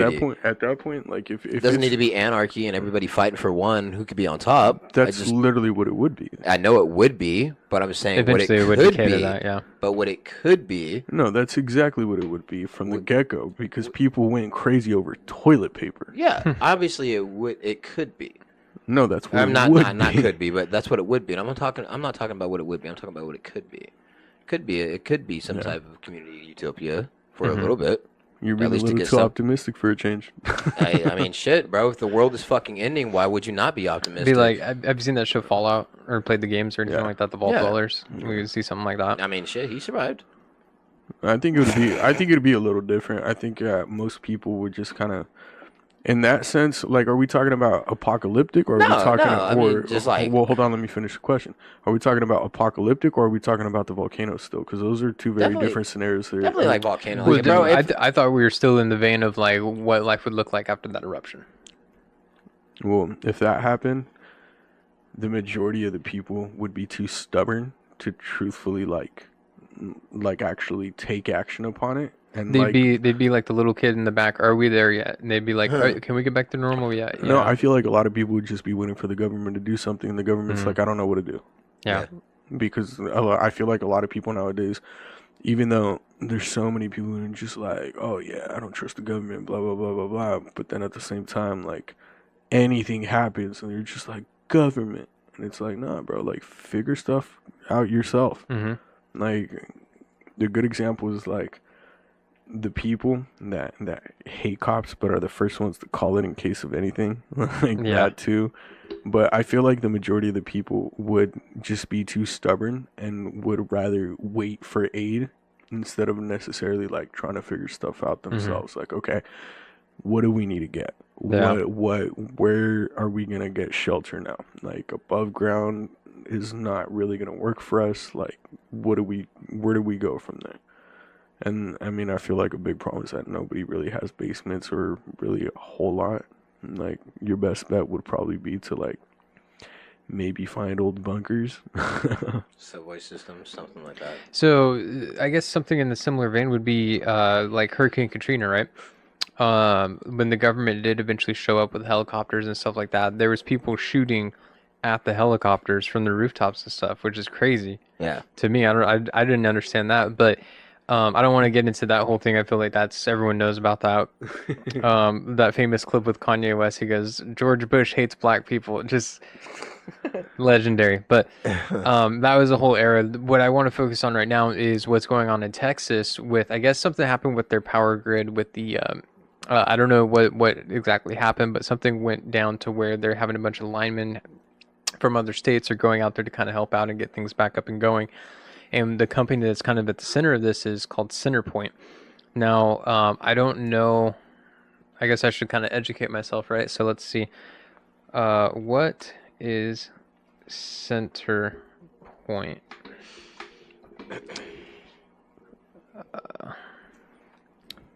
In Texas. So Centerpoint Energy. So it's a utility. So it's a power company, like I thought. So basically, it goes down. So people are upset because the stuff isn't getting fixed fast enough, and so when people are frustrated and they're looking for an outlet, where are they most likely to focus that at? You know, they see a Centerpoint truck, then that's where they're gonna vent on. And so I guess there's been people like intimidating them. I've heard reports of linemen getting shot at and stuff. Just crazy. But then on the flip side of it, I heard that that's also like it's not locals that are doing it; it's people who were trying to cause additional disruption in the area that are taking action against the linemen. It's not actually the locals doing it. Damn, But that's wild as fuck. I just in what world would you shoot at people who are trying to fix what's going on? I get the frustration and stuff. Like, yeah, your power's not back on, but I mean, so shooting at them is going to make it happen faster. America. Previous How wild statement, is that? bro. Some I mean, people I was just just- want to watch the world burn. I was Yeah. just telling Eddie, bro, like the other day, I didn't believe it, but apparently, like, we had like a cyber attack. Like, America had a cyber attack like a day or two ago. Yeah, was that Cloudflare or Yeah, something like there that? was a bunch of airplane lines Cloud that strike? were fucking ground. There was bank accounts that were ground. Like, some people couldn't access their shit. Like, it was just a temporary cyber attack on like everyone, dude. Yeah, I was just at the store the other day, and yeah, you had to pay cash. Their system was down. Yeah, there was a cyber attack on literally the United States. Like, it was wild, dude. Mhm. It was crazy. But I guess it's all solved and resolved. But Well- they haven't really found out where it came from. Who owns that company? BlackRock has controlling shares. I mean, BlackRock just fucking, bro. They're I have everywhere. Coinbase on my phone. BlackRock is BlackRock wild, just bro. fucking went up in their stocks. They're like, "Would you like to invest?" Fucking BlackRock. They would just went up 0.25% in stocks. I was like, I don't have money, but Nah, no. The people who know about BlackRock, it's a dangerous company, bro. Oh yeah. It's a dangerous company. Yeah, it's not Like- somewhere you want to be. It's crazy, honestly, how many people don't really like know about stuff like that, like these super massive companies, because everybody's like, oh, when you think of a big company, who do you think of? Oh, Apple. Pfizer. Like, yeah, like these companies that are just, bro, Massive. they're grains. Like they're nothing special. Like BlackRock, bro. Like I can't think of the name of the other one. But Like dude, five. these companies are literally like they're controlling entire countries, bro. Yeah. It's Yeah. wild. There's like 5 countries that rule the world, bro. You seen the White Files? There's like 5 whole countries that dictate a lot of shit that happens in the entire world, not just America, but the whole world. Weapons to healthcare to policies to diplomats, like the whole nine. When you really start going down that iceberg, you could kind of scare yourself a little bit, you Yeah. know, with seeing all that stuff. Too much exposure could be exposure. Oh yeah, 100%. It's because you don't know how to react to it. Yeah, you don't 'Cause, want to like, believe it. I mean, it's just like when people first like start figuring out like what really goes on behind closed doors of a lot of like whether it's famous people or companies or like TikTokers. stuff that you naturally are just like you associated with certain things. And then a really easy and mundane example, like when Apple came out and they're just like, hey, yeah, so we do slow down your previous like Yeah, we slow your data down everything, so you bro. buy a new phone. No, not the data. They slow down the whole phone, like to Yeah. the point that they're just like, it's either you buy a new phone or you're just gonna be dealing with like a Android. borderline Nokia 3310, Yeah. bro. Just go to Android Like- at that point. Yeah. And, Well- and so many people came to their defense, being like, "Oh no, they don't do that. They would never do that. It's Apple." And it's like, The last okay, The last iPhone I had was the iPhone 5S. Holy fuck. So that was the one with the fingerprint that Yeah. freshly came out. So, that was the last one I owned because I kept jailbreaking it just to get basic functionality that made sense on the phone. It wasn't to do anything crazy. It was just to unlock the functionality of the phone. And then they kept patching it and patching it. I kept having to re-jailbreak. And finally, once it was time to get a new phone, I just hopped over to Android because Android just natively has the features that I want, and it's more open. You have access to the file system and everything. So I've been on Android ever since then. But what I do is this: I will get the phone that's like 2 or 3 generations behind, because when these phones come out, like what, $1,000, Yeah, right? stupid. It's stupid. It's crazy. But if you wait, and this is why I stay within that 1 to 2 generation gap, is because there's dead stock that hasn't been sold yet. So you can get a brand new phone and it's depreciated down to $300-$400. So Oh, yeah. I get a phone that's brand new and it works perfectly fine. And then from there, for the service on it, I'll get a prepaid service. So right now I'm with Spectrum. And so for about $30-$40 a month, I have unlimited everything on a phone that's just as quick as the new ones, because all the technology, there's very incremental changes with technology. Yeah, very small. And so at a fraction of the cost, I have The same shit. exactly what Joe Blow has. You Yeah. know what I mean? Except I'm not locked into a contract, and I didn't come out $1,000 for And then for paying a off phone. on loan plus interest for Yeah, fucking and then 5 years. you're financing a phone, you're financing a basic need. Come on. I don't know. 5. I've been doing that for like 5-6 years now, and it's been one of the best changes because Yeah, I it saves so honestly, much money. I miss like how I used to do it, bro. I used to have a phone like I'd get from family, and then Mhm. just go get a Metro SIM card, $45 a month. And Boom. boom, done. Yeah, once I switched to AT&T, bro, my life is shit. No, I'm playing. No, but I mean back to that, like I find it hilarious, like how many people actively would defend companies like Apple and Microsoft. Like, well, maybe not Microsoft, but like Xbox, bro. Like still in shit. terms of consoles, bro. Mhm. Like on a PS5, bro. Like they're actively like trying to make stuff better, For the gamer. right? Yeah. So like the biggest example, like, So, just to clarify what you're saying, so you're saying that Xbox is not and PS5 is? Yes. yeah. Okay. Okay. Like I'll give a great example. So his little brother Tony on the previous podcast has an Xbox, the new Series X, Mhm. right? And I have a PS5 first gen, right? Nothing super crazy about it or anything. The day he moved into us, and he was like, "Oh yeah, I can't play my Xbox." I'm like, "Why?" He's like, "Well, I don't have any batteries." I was like, "What do you need batteries for, bro?" He's like, "My controllers." I was like, "There's no way, dude. On this generation of console, you guys still need batteries?" Double A's? Yes. Yeah, double A Yes. batteries. Like, And then buy a 10-pack for $12, and then in a month have to go buy another 10 no, pack for and $12. and the funny thing is that they just announced that they're gonna start releasing with internal batteries, and they make it seem like how Apple does with a lot of Android features that they're like, The do new. you? So I used to have the Galaxy S3 that looked like a white pebble, Mhm. and one of the things that it had was called the S Beam, where you could put the two phones back to back, and it would transfer files, whether it was audio, video, pictures, whatever, right? The S3, I was a junior in high school. This is 2013. They just now announced that their next phone is going to have something similar. And people were like, "No way, that is Was it the wallpaper crazy." thing?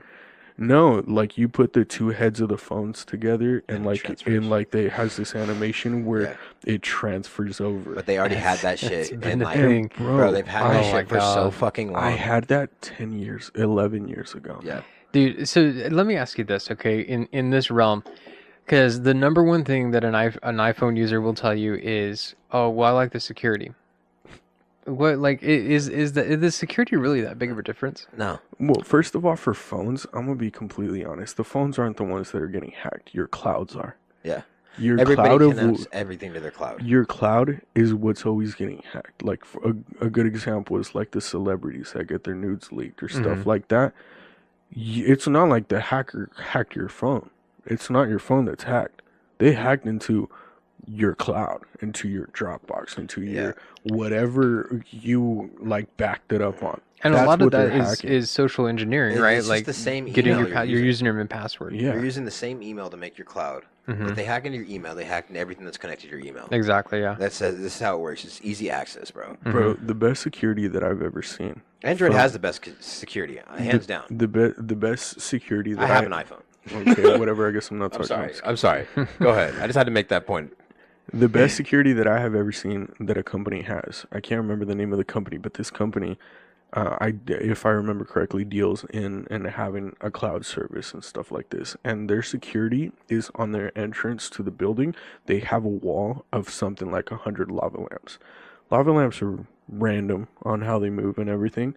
They have cameras that set up. I've seen this. and Yeah. they like literally take that and make it into an algorithm that is so random, because unless you have access to the lava lamps and know exactly which lava lamp is to that algorithm to hack, like you're never gonna be able to, because Right. it's completely random compared to like most companies. What they do is they'll create an algorithm that tries to randomize, but even then at some point it has patterns, and that's what makes that so secure. And again, I'm not like super versed in electronics and like software and stuff to the point that like, hey, maybe I'm wrong and it's stupid and maybe, it might not be that impressive. But to me, that sounds it sounds pretty darn good, because anybody that's seen or owned a lava lamp, like, bro, like that little, it splits, it moves, Yeah. it floats, it drops, it does all kinds of stuff. There's like 100 of them, bro. And then maybe they're not even using all of them. And maybe they switch them out throughout the day. Yeah, it's a lot of generic like coding you could be doing. So it's like that to me. I was like, when I saw that, I was like, it's a pretty damn good idea. Yeah. Yeah. Pretty interesting stuff. But yeah, no, that Xbox thing threw me off. No, I just looked it up right now. It's crazy. It's it says Microsoft explains why the Xbox Series X controller still uses AA batteries. Let me ask you this, okay? Is it you have the option to use the batteries and you can plug it in as well? You could plug. All right, so look, this is how it works, bro. If you don't have a battery pack or a rechargeable battery pack for your Xbox controller, you need to go buy a charger for your controller that attaches to the front of your controller that you have to attach to the front of your Xbox. It's So only 3.5 feet. It's a wired controller at that It's a point. wired controller like PS2. It only goes down. Bro, PlayStation and PlayStation 3 completely ditched the whole wired controller. Dude, I know this is like ages old tech. Ages, bro. Yeah, Like I mean, 2009 type shit. Nowadays, with the Fire Stick, right? They have Amazon has the Luna gaming service, so it's basically cloud gaming. And so there's a specific controller that you can use, and it cuts down on the latency because it feeds the inputs directly to the cloud instead of going through your Fire Stick and into the cloud. But with that one, it's set up kind of like an Xbox controller. You can use batteries in it, but it has a plug-in, so I can just plug it into my wall. And just to give it a power supply, so Yeah. that way it can work. Yeah, I with- mean it's the same thing for Xbox, but it's a so whole it gaming. does work like that. Yes, it's just different, bros. I mean, dude, we're in 2024. Like Yeah. people have, there's people that have literally passed up consoles completely and gone to PC. Like Yeah. that's how deep gaming has gone, and yet you're still using AA fucking batteries. No, like, but there's more to it. and that's just a really broad statement like, to see that- how technology's gone and where they're still at. For, Right. for me, that's just like the first and only part of it. course. Another thing is like, whenever they're playing, bro, a big thing now is like being able to like take a video of your gameplay and be able to be like, yo, check this out, fam. Like, this is what just happened. This was wild, right? The PlayStation has a specific share button where you press it and it gives you an option to start recording, take a screenshot, or take a video up to the last hour.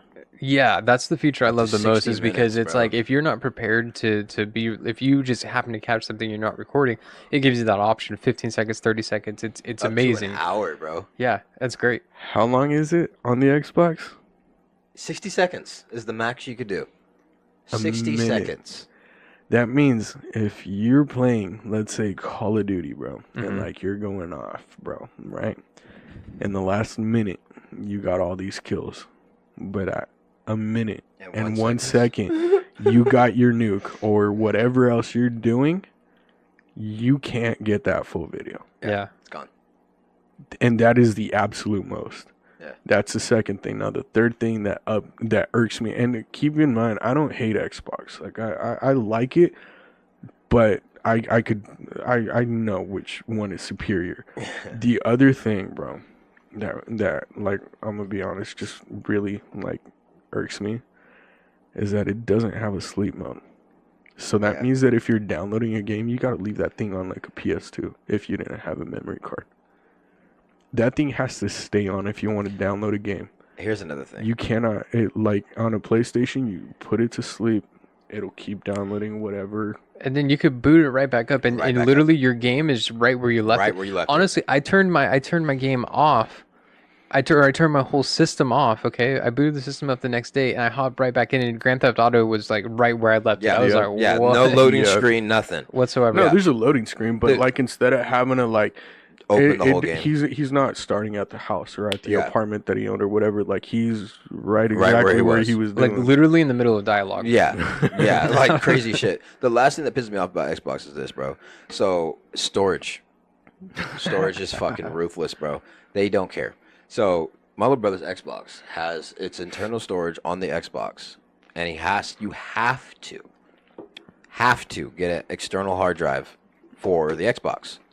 If you don't, you have to delete a game that you have on your Xbox, all of its history, to download another game and get more history. The only way to avoid this is, so on his Xbox, he has 99.7% of his fucking storage taken up. On his terabyte, he has 836 gigabytes taken up.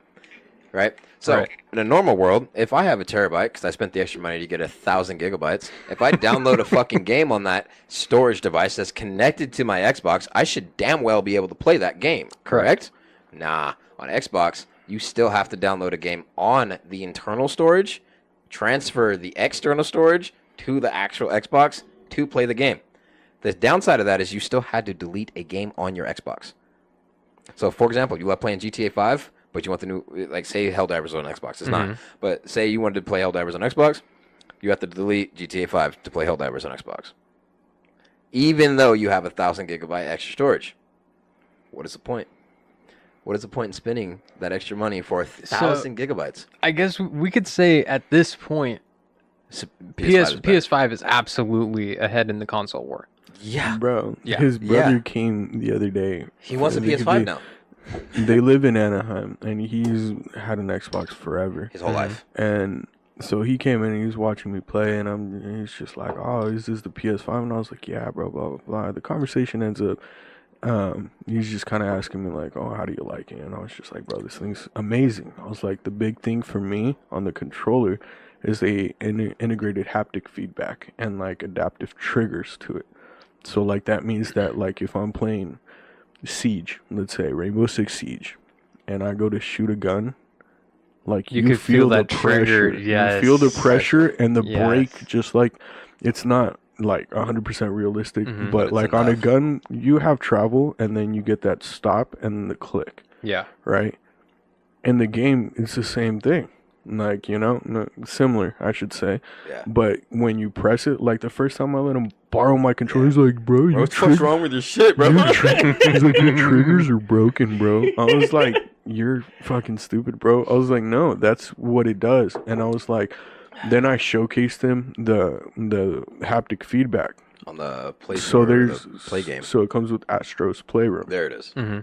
So Oh yeah, that's actually a pretty little fun. Fucking dope, dude. Yeah. You play Astro's Playroom and like what I was explaining to his brother is like, bro, like if you're walking through dirt, the vibration feels kind of mushy. Mhm. Like, you know, there's like it's not like just hard, like a hard vibration to it. Yeah.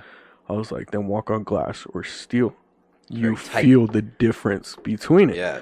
Or when you're going through water, where you transfer from sand to water, you feel the difference in the vibration. It's different. And it's immediate. I was Mhm. like, bro, like, and even then, in one part of the game too, like when you're first starting, you have to get him out of like he's like the little Astro is like inside of the controller, Mm-hmm. and you have to like throw him out. Yeah. Like you feel the vibration go from the back part of the controller to the front, Yeah. like of him exiting, and It's then when he fucking lands, beautiful. and like the whole shebang. I'm like, bro, what has Xbox done to their controllers in Exactly. over 10 years? Nothing. Nothing. Nothing. Yeah. Nothing. The same design. Nothing, bro. It's the same fucking design, bro. And I would love when I would be comparing, because like now I have my system in the living room. I used to have it in my room. I have it in the living room, and like I was checking out the games on his console, and I was like, "Yo, bro, like low key, like they don't like it doesn't look as good." And at first he was just like, "Nah, bro, you're tripping, blah blah blah blah blah." We booted up the same game, bro, Ghost of Tsushima, and I was like, look at this, and look at that. And keep in mind, at this point, he had his TV, which is a 4K. 4K. So 4K to 4K TV, Right. right? And I'm like, check it out. And we look at it, and I'm just like, no, bro. Like, and I'm not a huge stickler about that, but it's a clear difference. Yeah. Yeah. It is a very clear night and day. difference. From the PS4 to the PS5, it's a huge Yeah, difference. 'cause It hit him recently because I got him the PS5. Yeah. And like, Dude. bro is just obsessed with I'm it because like he's been playing all his PS4 games on it, and he's for just 5 like, years. he's like, why do they look so much better? And I'm like, I told you, bro. Like, it's a different thing. Like- Like they're actively making the console better instead of let me just remake it and help you guys out with frame rates. And it's like it's more to that, bro. Like Yeah. you guys are not really innovating. Yeah, like I had a I'ma be PS4 for honest. 5 years, bro, and I'm telling you, the same exact games, bro. Like I'm fangirling, mind blown, starstruck, bro. Like I was playing The Crew 2. We have Motorfest, and it's the newest game out. It is beautiful in graphics, sound quality. Like you can get a fucking 2006 Mustang to a 2024 Mustang, and the sound clarity is just immaculate. It's not the same sound. Yeah. Right. But the Crew 2, when I was on PS4, it was like some cars, if it was a Ferrari, F40 or a fucking, the Benetera or whatever it's called, they would sound the same. It was kind of trash. I get on PS5, open the game, just starstruck. Every car sounds different. Everything looks different, bro. The graphics are immaculate. Like, I'm not one to fangirl over something if I don't 100% believe in it. If I don't 100% believe in it, I will. If I have a 1% of skepticism, I'll let you know. I'm skeptic about this one thing. I'm skeptic on this one thing. I'll let you know that. But if you had to tell me which one is better, we grew up with Xbox. We also grew up with PlayStation. So I've fed both sides of the party. Mm-hmm. But hands down, I would say the evolution and how far one's gone is PlayStation all the way. Yeah. All the fucking way. When they did the PS3 and they still had the Xbox 360 out, that was already a jump. It took them a year and a half to drop off their next one, bro. Like, and they didn't even do like the Xbox Series X. They did just another version of the Xbox 360. Here's a customizable version. The Xbox One. Yeah, and then they did the Xbox One, right? Meanwhile, PlayStation already did the PlayStation 3, customizable PlayStation 3, a digital PlayStation 3, and the PS4 before they came out with the Xbox S. You're already 3-4 years ahead of the game. After that, bro, I was like, I don't want an Xbox anymore. And I had the coolest shit. I had the R2D2 Xbox and the 3 CPO fucking controllers, bro. I thought I was the shit until I went to my homie's house, played his PS3. I didn't want it no more. Well, the computing power on the PS3 was something. I mean, the Air Force bought bulk PS3s and used them as like a computer or a server farm or something like that. Yeah. Well, the PS3 initially, the first generation that came out, was a little more than what they should have put into it because they clocked it down whenever the next generation, that's well, not the next generation, but like the next iteration of it The would Slim. come out. Mhm. Because Yeah. the very first one, bro, like it was basically a desktop. Yeah. And they were like, at first, that's what they thought people wanted, but it was like, no, PlayStation people want their console. Xbox is the one that's trying to make it kind of like, Microsoft bullshit. and I get it. It's not a bad idea. Like they have it to the point where like if you have a PC and an Xbox, there's very fluid communication between the two. Like and it's cool. I think in that sense, they're doing pretty good. I don't necessarily like the OS on it though. No. I think the operating system should definitely be a little bit more user friendly Yeah. instead of like so PC-ish, Mhm. for lack of a better term. But ultimately, bro, like PlayStation 3, they had to clock it down because they were just like, yo, like we really just kind of released PCs. Yeah. Like, Like, bro, PlayStation 3, you could play music and play a video game at the same time, and that was unheard Oh of. my, Like, that was dude. just unheard of. Like, I'm playing Spotify and Yes. Uncharted at the same time, and then on a PS3. Like, I'm telling you, bro. Like, you could. I was a hardcore believer in Xbox, but when something is just proving everything wrong and then doing things that you can't even fathom, why would you not? Yeah. Like, it's like if you've never had a fucking hamburger before and someone's eating one in front of you, bro, you're gonna be like, why would I not want a bite of that shit? It looks fucking amazing. I need a bite of that, right? I at least want to try it. If I don't like it, cool. But I at least want to try it. I tried it, bro, and I never looked back. I never fucking looked back. I really regret when the PS3 first came out. I mean, I was like in my teens, I think. So Yeah, I mean, we all were. I wasn't in a position to say like, hey, we need to get this or whatever. You know, Right. I got one when my parents were like, hey, Yeah. I'm gonna get this for you. Grateful. So yeah, I was grateful for what I got. But my uncle at the time, he had gotten one of the very first ones, and so this is one of the ones. It was reverse compatible with Yeah, the the PS2, and had 4 USB ports on the front. Yeah. that's what I'm talking about. Loaded. They basically released Oh. the PC. Yes. Because if you look Stupid, at bro. It was dummy. if you look at the Slim or even the next iteration of just the PlayStation, Mhm. they stopped putting the touch sense controls on Yeah. the front. They took off at least 2 of the USB ports and a lot of other ports, and then they put buttons. And they also what else did they do? They just kind of clocked down the whole OS from making it seem like, yo, you could really use this almost as a PC, like a cheap budget PC, to like, okay, this is a console again. Yeah. Yeah, And I yeah. mean, in that time, you got to think, like, and I just thought of this right now, like, maybe that might have happened because Microsoft was in their whole move of, like, trying to make everything, like you said, PC-ish, for lack of better terms. But Politically correct. yeah. Yeah. I mean, that's just probably what it was. I mean, you got to think at the end of the day, like, Microsoft was doing their huge push. I mean, at that same time, like, they thought PlayStation was going to have a huge fall when they got hacked. You know how, like, PlayStation didn't recover from that shit, though? So after their whole hacking and everything, right? They gave every single person like exclusive, every person that was hacked, they gave them like exclusive shit that you could use for your PlayStation. Like it's for you. Mm-hmm. It's never gonna be released ever again, and it's like for you. And then like there was something in like the marketplace where you could buy like little things for your PlayStation shit. They made it exclusive for that. Like okay, here's an exclusive theme. You were hacked. Do you want this theme or not? It's Right. free. Right? Like little things like that. Again, user friendly. To care about the gamer, to care about the consumer. Again, as a young kid, like in their teens, not really paying attention to much, but noticing like the one thing I care about is gaming, and then to notice like PlayStation is going a lot further than what Xbox would ever do.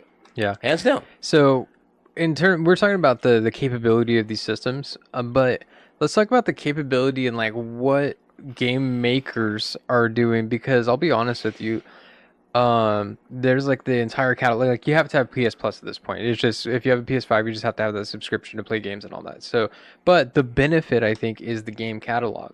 But looking through that game catalog, dude, I found like maybe 1 or 2 games that are even halfway decent to grab my attention. Yeah. But then in general, just There's games 2,500 games in there though. games that have come out recently.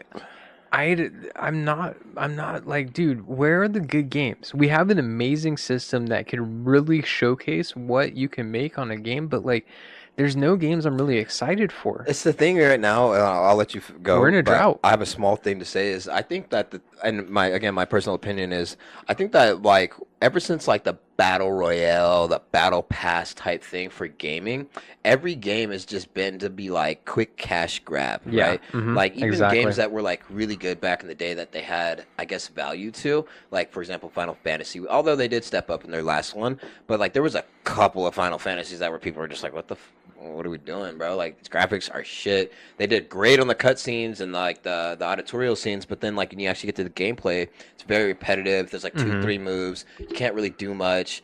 And it's like you guys spent millions of dollars, did a huge trailer, everything, get everybody excited, and then you drop shit. You just leave out shit. You don't update it. You don't come back to it. You drop servers. You're done because you're already working on 3-4 other games at the same time. And he has a really good example on how like one game company will have 4 games going. They'll all be released, but only the last one was the best in graphics quality, gamer friendly usage, and everything. The last 4 were all built up just like the last one, but the game quality and everything out when they actually were released were trash, absolute trash. So it just depends, on who's really actually putting enough effort into what the consumers want and not what they're trying to get. Right. I mean, when it comes down to like game developers, they, and I get it, companies, especially when they're publicly traded, like they want to cater to like the investors and stuff.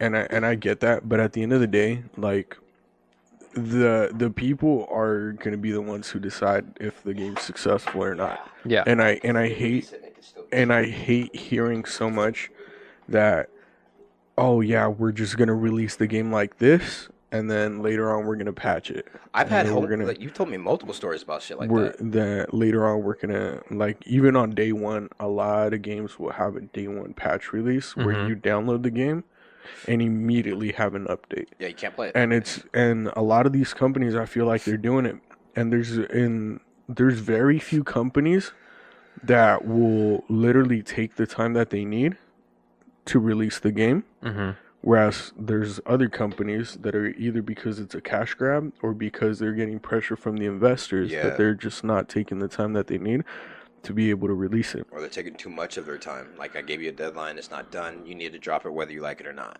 Yeah. And that's where all those time crunches are coming from, where a lot of companies are getting, like Ubisoft and a bunch of, honestly, almost every company does crunches, like time crunches Yeah. at the end.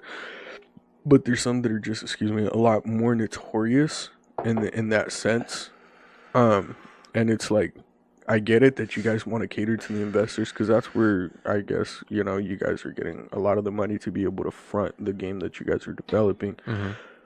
But it's kind of embarrassing when you get those little indie companies that come in and release an insane game. Like, have you heard of No Man's Sky? Yeah. Do you know who the developers were?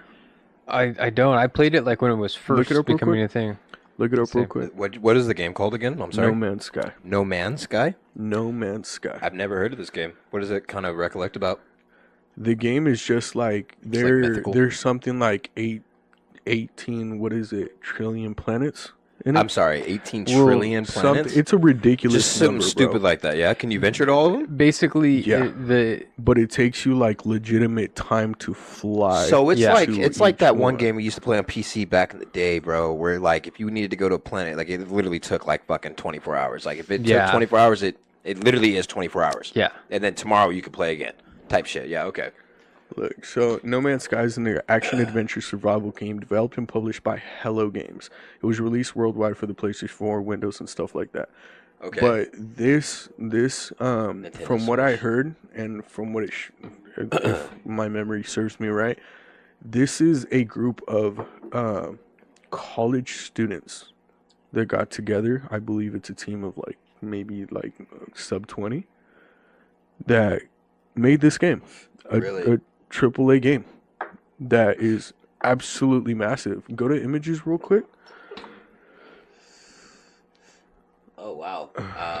You just scroll down. That's some of the dev team, but it's literally a college graduate. Or just put. Oh, you want to see the game? Yeah, just put. Yeah, I just was put. like, what am I looking at here? Yeah, just delete Guys that and go to hugging. images. Homie looks like an AI fucking picture. Or put. Yeah, okay, so that's roughly what the planets look like. Okay. But What I did you- notice is, so I played this game, but I played it like before it was still in its infancy, and I feel like from what I've heard, it's gotten a lot better. But basically, a lot of the planets did kind of share a lot of like the same characteristics and stuff. So as So far now- as the diversity of it, So I Yeah. get that. I'm not using it as an example of like, look, this is what every game Using should an example of, like, how it yeah, blew up. Like I get that a lot of the planets, they don't have a whole lot to them, Mhm. and that's cool and everything, but the aspect and the sheer size of what the video game really it's is, a crazy, yeah.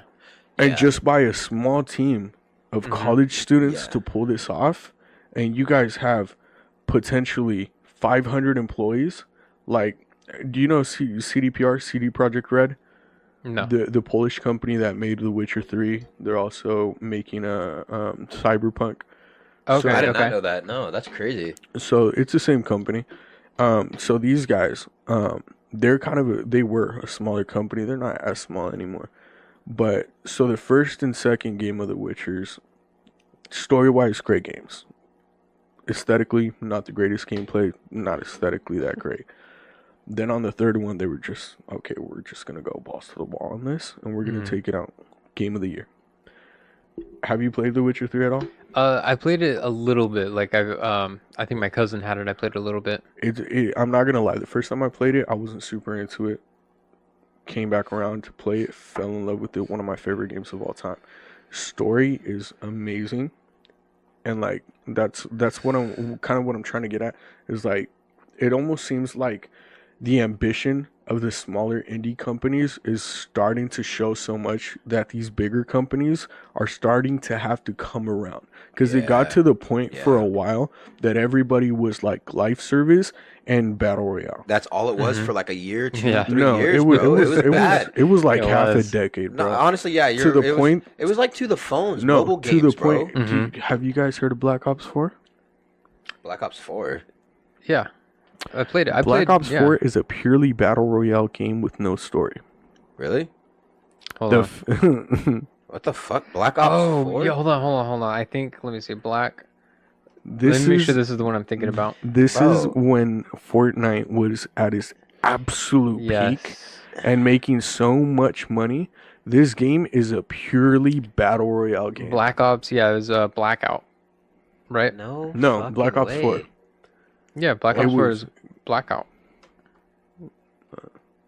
I don't know if that's what it was called, but Yeah, that's what the battle royale is called. It's called Blackout. Blackout. oh yeah, Black Um, Ops. but Black yeah, Ops it's 4. purely battle royale. What the fuck? Like it got to the point that these companies, because Fortnite Fortnite broke the system for these guys. Fortnite being a free game and just doing the V-Bucks with the cosmetics absolutely made the industry turn on its head Yeah. so bad that so many companies started doing it. Like, hmm bro, It all it's- started with the Advanced Warfare, right? No, The No. customization it and popped shit. off with Fortnite, bro. It was just like No. it was look, Battle Royale and Battle Pass was the breaking of everything, because before, if you wanted cool shit in the game, you had to grind. And then there was people who had shit that was just exclusive that you had to buy. That was it. No, so like the sweet spot for Call of Duty, in my opinion, is gonna be the modern warfare. When it's like it's pretty realistic, but with semi unrealistic little Movements, gadgets and gameplay, no shit like gadgets and features. The movement cannot be that crazy, because the moment it went into Advanced Warfare or Black Ops 3, Like broke. a lot of people started complaining. They were bro. like, "Yo, what is this Halo now? Like, what am I playing here?" A lot of people were complaining, comparing it to Titanfall and stuff like that. My bad. And it, I wanted to show this to you real quick. So, this is actually a clip I put up there, or I put online. So it's long. I'm gonna skip through it a little bit, but this is Blackout. This is Black Ops 4 Blackout. And this is The only way to That's save just one of a your life edits from back in the day. yeah. No yeah, fucking way, bro. Take Put this one. shit on full screen right now.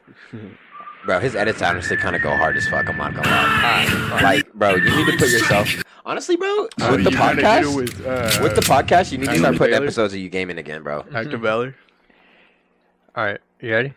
go for it. Yeah, Alright. I'm The sorry. way to save a life is to take one.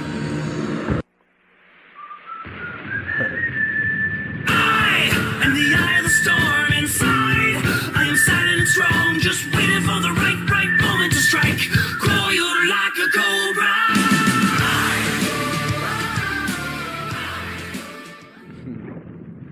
Okay, so on I'm there, sorry, did you make that intro?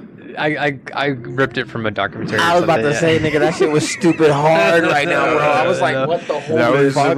But wait, watch, because look. Okay, so That was a scene from Active Valor. I'm playing this this match, right? I'm completely separated from my guys. Okay. Okay. So I learned early on that you could just infinitely stay underwater in this game, and like no one's gonna fucking find you. So you just like surface, and once you just surface for that split second, You get it'll enough air? refresh. Yeah, it'll refresh your health, your oxygen all the way. So this is extremely long. So it's like Nah, bro, all I the way don't from really here. mind watching this. Oh, wait, here- you swimming is extremely long? Yeah. Oh my yeah, god. yeah. Okay, yeah. So no, it's- for from a minute 30, 15 seconds all the way out to like So a- 5.5 minutes, this nigga's just swimming. I'm literally just treading water, staying alive. Okay. Bro, honestly, because I commend your valor for that, bro. Um, 'Cause that's how I do be doing gameplay sometimes. right. I'd be like, I gotta put myself in this game. I gotta put myself in this game. I'm solo right now. Yeah. I have to put myself in this game. How Yes. do I win? Not just survive. How do I win? Exactly. I'm not going for fights, bro. I'm fighting only if I have to. Right. Boom. So I'm completely separate. I've got nothing going on. You know what I mean? Right. I'm just at this point I'm just gonna see where this goes. So going eventually the circle gets smaller and smaller. Okay, so you just swim in the circle, but you got Yeah. enough fucking water to tread, bro. Like that's Exactly. honestly, bro. Like The that's circle placements are exclusively great. smart, bro. Yeah. Like if that shit was stupid deep, bro, out the water, like you would have had to get out. Like Yeah. you would have had to get out. Yeah. So one guy's gone, and then what I love the most, I hate that. Can you get rid of this real quick? I'm sorry, that's bad. Oh yeah, my bad. Yeah.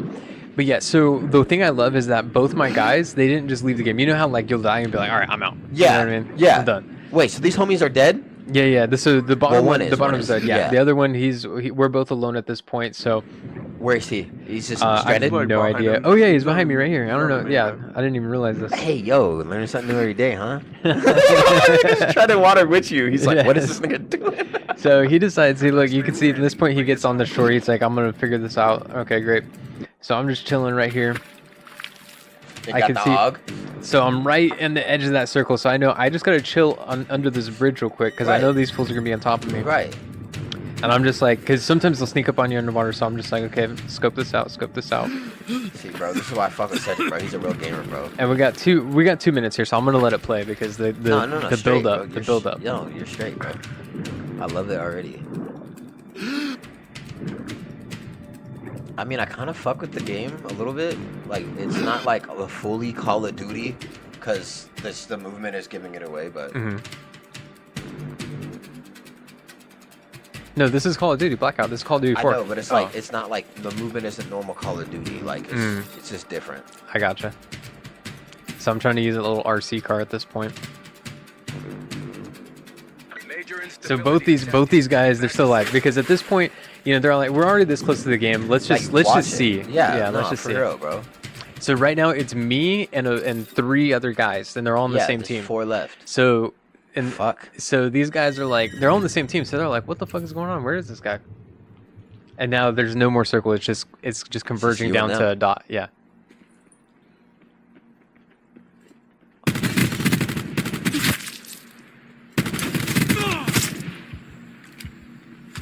Oh, shit. 2 down.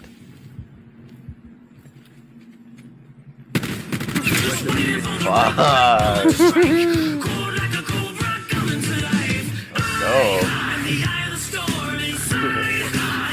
You got a 3-piece for the fucking dub, bro? God damn. Absolutely ridiculous, Absolutely dude. ridiculous. Dude, and the thing I hate is that on the sharing options, I think this was PS4. So the sharing options, you had to go into a setting and click it for it to like allow your voice to be shared.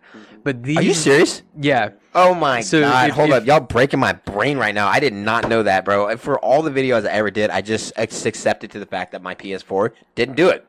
Yeah. Just didn't do it.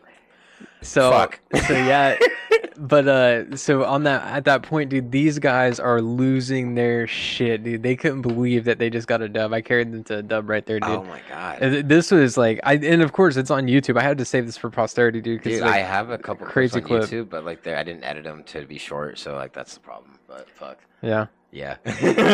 Like they're like 15, 40 minutes, but Yeah. Well, I mean, I don't know, maybe. I mean, your shit was long. I don't know if I can find it. That'd be crazy. But yeah, no, that was sick, though. That was a sick vid. Thank you. Yeah. No, yeah, I like that. and you can see why I put that video in the beginning because Yeah. the dude's just underwater. Oh just my fucking- god, dude, yeah. And then you were just there, and I was like, what Yeah. the fuck?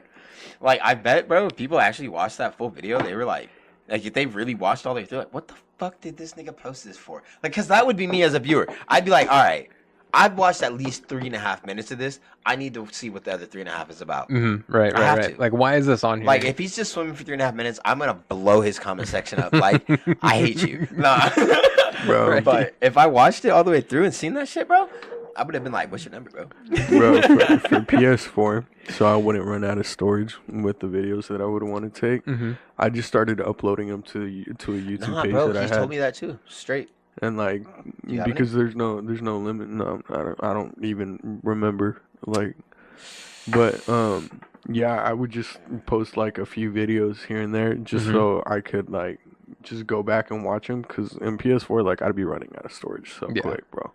So quick before I actually like figured out like okay, I could get an external storage or I could like try to upgrade the hard drive and stuff. But Look up that channel, see if there's something out there. But yeah, go ahead. no, yeah, so Oh, my fault. like that, I just used to use that as storage because I was like, Would people view your shit? I have not checked. Nah, cause like my dumb ass when I was like high as fuck, I was like, Where- oh my god, bro, I got 7 where- views. It's where'd it go? Brian Stanley 1207 or some shit like that. You? Okay, here you go. Nah, it's on YouTube. I don't know. Google. Oh, is this my bad? I thought it was still on Yeah. YouTube. I was like, what the fuck, bro? If this shit's on Google, I'm gonna freak the fuck out. How do they got me like this? It's just Like we all got his this nigga so information, checked bro. out, we know his PS4 live accounts. Like we got him.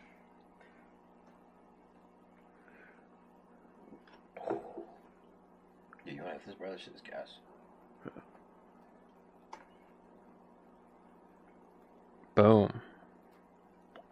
Oh my god. No. No, I didn't know all these up here. Fuck. Alright, so just open something. Play all this. Play all videos. You Oh put my the God. Mutterfest videos on. Yeah, bro, I didn't know they were on here. Alright.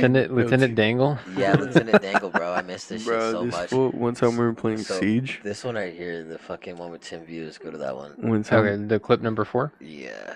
one time we were playing Siege, and there was this random fucking guy that fast wouldn't forward shut this up shit. throughout the whole match, just going LT LT Dangle. bro. We're like, LT "Shut the fuck Dangle, up, bro. And it was like, it was one of the most intense fucking like games of Siege ever, bro. We went 10 rounds, and I'm talking 4 rounds. He was just like random. It'd be like piercing, like 3v2. We're holding it down, just LT Dangle. Like, yo, nigga, stop, bro. Like, it's stupid serious. I need a shield. LT Dangle. I'm like, stop. All right, so fast forward this shit. About Yeah. what point do you think? Like, just keep going. Like, yep, keep going. I think this is the ending video. Yeah, keep going. I didn't know I record all this. I've got you. All right, run it back. Like maybe. You have 10 views, bro. I think I've viewed this 10 times. I'm not even fucking playing. I'm not even fucking playing, bro. Nobody I love liked shit. it. You're like, nah. He didn't even like his own video. Not the right video. Go to the end right here. Mark out. I'm Where? going. Over here? Yeah, like right there. Right here? Yeah. I gotta try to remember it, bro. This shit is from 4 years ago. No mama's way. We need a driver. Disregard last. This is a long video, but say less. Yeah, it's not the right video. But I save all my videos because they're dope, but it's not the right one. This is not the right one, bro. The one I want to show you is like some active Valerie shit, bro. Like at the very end. I think I've already showed you at work. That one mind. time that you told him to show the customer.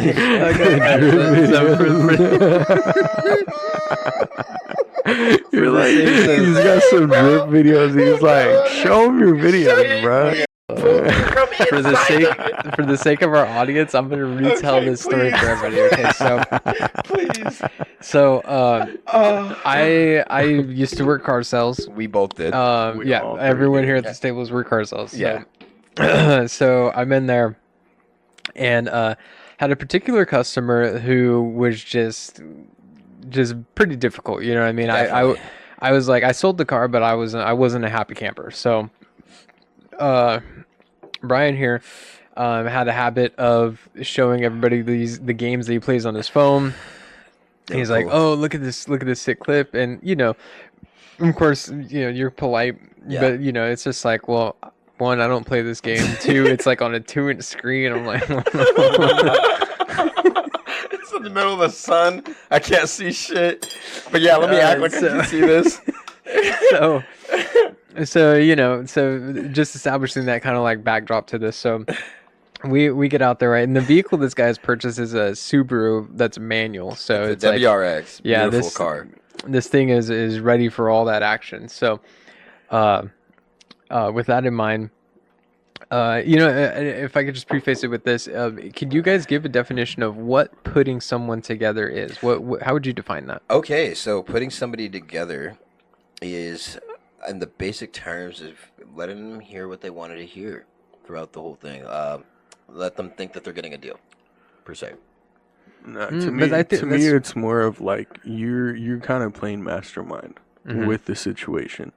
Like you Oh, are, yeah. you know what outcome you want, and you're like slowly figuring out how to get to that outcome. You have all the blocks and you put them together how you you're- want to put yeah, together. and Yeah. and you're slowly just kind of Could you flick the building. curtain behind you? It's like, Yeah, sorry. you're slowly like pushing the situation towards it Mhm. without making it seem like that's what you're wanting to do.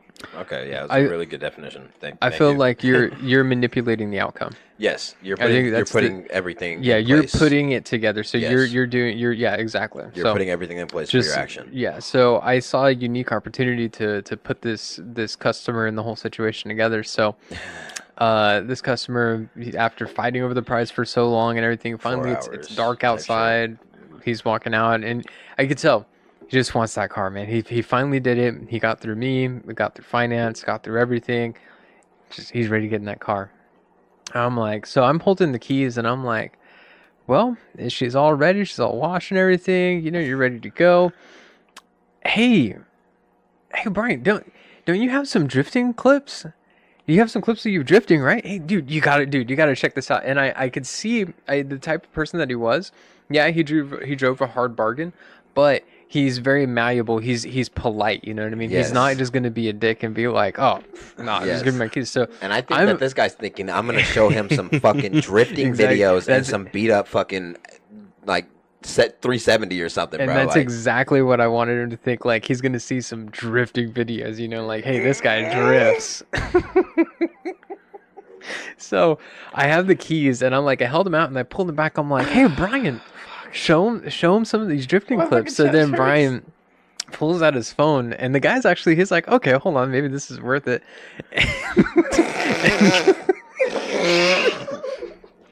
And it's a clip of Brian drifting on a fucking video game.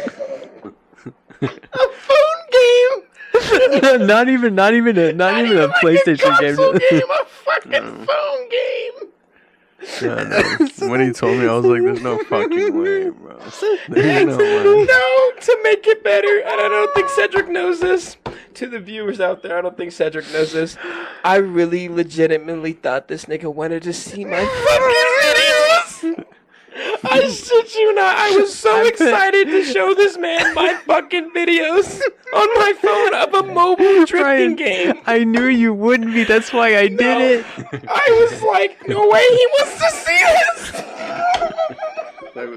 What were you guys talking about that it led to this? I was just complimenting his car because I was like, you know me, bro. When someone makes a sale, I'm just trying to be fucking like this icing on the cake type nigga, right? Just making everything good, right? Like congratulating him without like saying congratulations, you know, making So- the customer feel good. Talk about his car and shit, and then he was just like, oh, well, what did you say? Actually, honestly, what did you say? Because I was just talking about his car. I was like, hell yeah, bro. What are you gonna do? You're gonna whip it around, whatever. Whoop. Yeah. So and that's kind of where it led into it. Just like it just in It just that clicked. split second it clicked. I was like, oh yeah, okay, here we go. You know what? So- You have no. That's literally what it had to be because I was telling him, I was like, you're gonna fucking probably like throw this thing around like it's a manual, and he's like, oh, you know what? Excuse me. He's like, you know Sure, what? bro. Show him those videos. Show him your drifting videos. And I was like, no way. And I don't know what the fuck came over me. I was like a 9-year-old kid, bro. I was like, there's no way this You were motherfucker. so happy. I was so fucking happy. I was like, bro, because that whole day I was showing everyone. I'm talking everyone, even females, nigga. I was so bored. I was showing the females. You got I the was showing the drifting males. videos. I was showing everybody these fucking videos because, bro, honestly, they were kind of sick, Damn, bro. he's ready to pull him out again right now. He's like, I know exactly the one, bro. No, bro, I'll find him right now. Shut up, bro. They're in the save file, the favorite, bro. They're I fucking was like, wait, you want to watch So, it? so my the chair. drifting videos. so- I'm gonna post them on YouTube. I control this guy's keys at this point, right? So Brian shows him the first one, and I could tell this guy is like his body language switches up. He's all like, "Oh," and he's like, he's being polite. You know what I mean? It's like, But he's oh. hella like, what the fuck? He's like, Bro. I watching- could see it, So bro. then that video ends, and I'm like, "Oh, show him that other one." That's what I was gonna say right now. Like, So if I was in that position, bro, just keep showing the video until he finally decides, like, yo, so is my car ready? He sat there for like. Because it was No, ready right in it front was of him. standing right in front of him. I had the keys in my hand. He stood there for like 10, 15 minutes watching these videos with Brian. Bro, so I look at Cedric and this nigga, like, he's intent on my phone. Like, when he says polite, like, this nigga is polite. He's literally looking, like, great. watching these videos. And I look at Cedric, like, he's so intent on this video. Cedric is kind of dying, like, just silently, like, and I was like, oh, shit. Bro, I wasted, like, literally, like, 14 minutes of this nigga's time. And I was like, bro, I'm talking going back in the video and being like, wait, did you see that, bro? Wait, hold on, let me show you again. The only thing that could make this better is if he was like, yo, dude. So, I have a, if you want to come over, I could tell you how to download the game.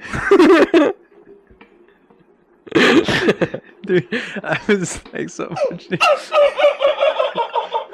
So that we can sit on my couch, bro. It's a love seat.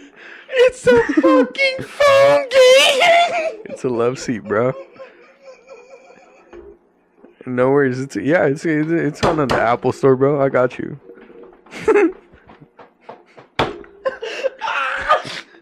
Why do I have to come over to download a phone game? Hey, so after you pick up your car and you get everything, bro, Okay, I'm We're fucking gonna- legitimately crying right now. we're gonna grab some beers. We're gonna grab some beers, bro. We're gonna tandem drift together. You know the best part? He's the barber, and he told me, "Hey, if you come by and get a cut, I'll give you a free beer." No, bro. Imagine if this fool had already clocked out. He's just chilling there, bro. Just showing this guy. Bro. I was chilling the whole day. I Like, was- I honestly thought that was the highlight of my fucking day. This is the same tissue. No. I told Faraz afterwards because we were closing with him. God. Faraz fucking died, dude. Oh my god, bro, I'm fucking That's crying. Golly, Oh, bro. If man. you guys ever hear me say I'm fucking crying, that's what I literally mean.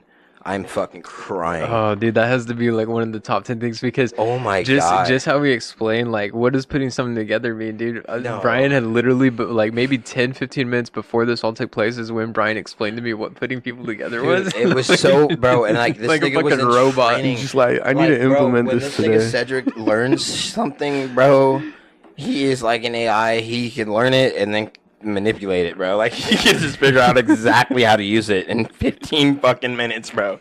And I'm telling you, so good to the point that the person telling him how to do it was just like not even knowing that I was part of the plan for a cool ass 35 minutes, bro.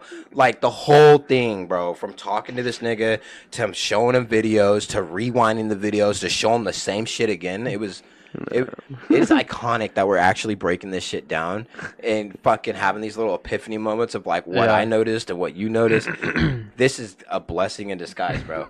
Absolutely hilarious. No, imagine he's like, so before you go home, before we finish this off, I kind of have like this tradition that I do with most of my customers. beat Honestly, me. just about all of them. And so, like, we just kind of sit down. And I show you some videos. Is that okay with you? And just fucking goes in, bro. And it's just like, so check this out.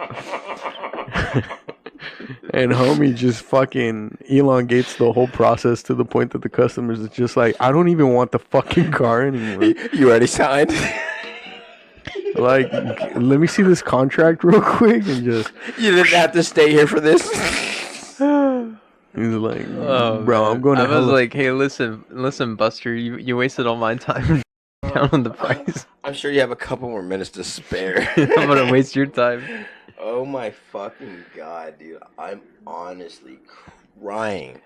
That was Oh man, bro, I've honestly heard that same experience just maybe 2 times before, but never really clicked all the way through of what the fuck was going on. And I was there.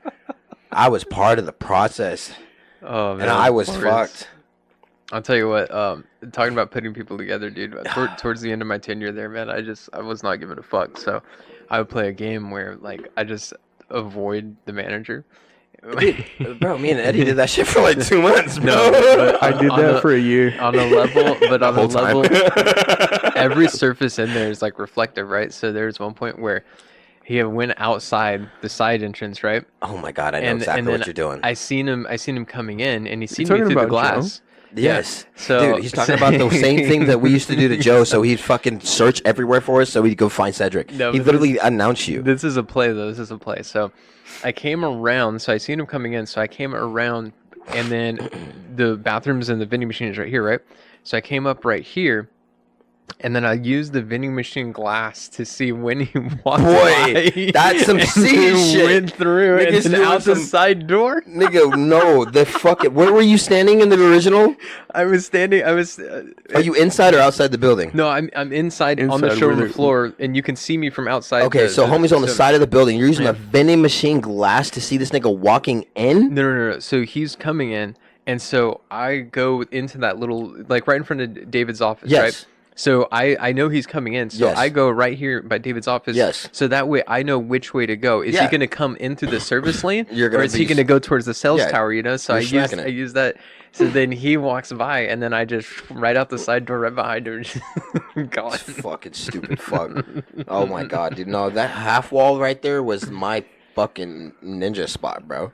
Ninja spot. I would Yeah. literally go to the bathroom and then the other half wall and just walk back outside. Yeah. Hey, we only need what did he fucking say all the time when there would be like 4 of us outside? What was the fucking thing? Verbatim every fucking time. Every time. We only need two. We only need two people. That shit would always piss me off. Like it would never I would be never different. leave, bro. I'd It always would- just be like, he would I would stare stare at at him him. and be One of like, the He would two. just stare at him. He'd be like, like I hated, then, like- I hated that, dude. bro, like he wasn't even fucking wait. Like Eddie's intention wasn't waiting for 2, 3, 4 people to go inside. It was just to stare at him. like literally, like He would get so pissed Just- off, bro. So like he would be fucking looking pissed at off. everyone to see who's going inside, and he'd be like, and Eddie's just just dogging his shit. Like, say something, please. Oh man, good times, good times. Fuck, man. Fuck, man. No, dude, was it? Was it you? I think it was the day you left. You kind of had you're just like, fuck it, I'm gonna sit in the car, in the showroom car. Yeah, yeah. For And like, people were looking inside the car, yes, they were. checking out the showroom car, Mhm. and you were big chilling. Imagine Didn't they even try to- because they were looking, but they weren't seeing. You know what I Exactly, mean? And it's great. I laid in the car for like an hour. bro. I was like, I'm just waiting for someone to tell me something. You know what I You gotta mean? explain to the And viewers and also Eddie here how you were laying. So No, he explained it to me. So on the showroom floor, we have the vehicles, and this one was a Mazda 3. Yeah. So the Mazda 3s, they don't have any kind of tinting or anything on them. It's just a fishbowl. So I lay down. I know, right? I thought you were talking about like the tinted Mazda 3. Nigga, what the fuck? So I'm laying down, and the seat just happened to be down. So I've got my head in the upper part of my torso laying in the trunk of the vehicle, obscured by the cargo cover, and then I've got my feet kicked up on the center console. So like my legs and my feet are fully visible, but my feet are lined up like right in between the seats. So it does blend in to a certain extent. And I swear to God, I'm just looking because I could still see through some of the windows. People are just walking by, they're touching the car, leaning on the car, having whole conversations, looking at me, but they're not actually seeing me. And I was just Bro, I just what let are it the ride as long as I odds? could. You know how many fucking people go in there just to open the doors to let their kids in and shit? Like, what are the odds? Like, no one fucking did that, bro. Yeah, it's No crazy. one opened the door and was just like, yo, there's some legs right here. Nah, bro. Still not as bad as the situation with Sergio and Aurelio. Bro. Okay. Hold on. I got. I already forgot her name. Is that wild? I've been trying to think of her name for like Azucena. 5 minutes. Yeah, there you go. Susanna, bro. I'm sorry if you hear this. If you at some point watch this, that was fucking wild, bro. When I heard it, dude. when I heard it from Hey, German first, I was instant like, lore. Guys. there's absolutely no fucking way you guys just like what? Yeah. There's no way. And then the fact that she was the only one that came back, I was like, whoa. So I don't know. Should we put this one out there? I mean, because right I now we're wouldn't. saying stuff without context. Nah, so I would let's just Nah, we'll just cut that one. No, like I would talk yeah. shit on Sergio I'm- though I'm- about I'm- the time he was trying to fucking press up me and this nigga, bro, at work, bro. This nigga's a whole bitch, bro. But first, though, I do want to go into Aurelio, bro, because, like, this isn't just to press this nigga, like, live, like Sergio. This is, like, just to talk shit. Like, this nigga Aurelio can't do shit. Fuck Aurelio on everything I love. Okay? This nigga Can't monetize this one. Honestly, I don't care. You just edit out the fuck.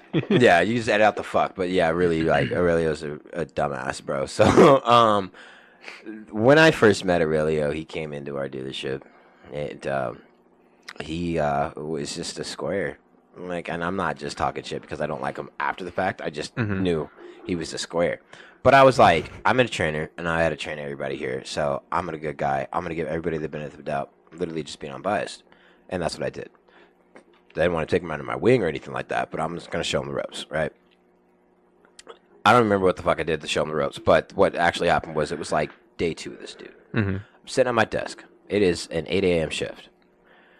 And I'm trying to log in. And this is like when the servers just like stopped working for the first time. Like, it was weird. Like, the whole fucking dealership didn't have servers, like the whole block. And the internet wasn't working. But nobody knew what the fuck was going on. So everyone's like, do your fucking calls, do your emails, blah, blah, blah. Like, and I'm like, shit's not working. And they don't believe me. So they go to check, their shit's not working.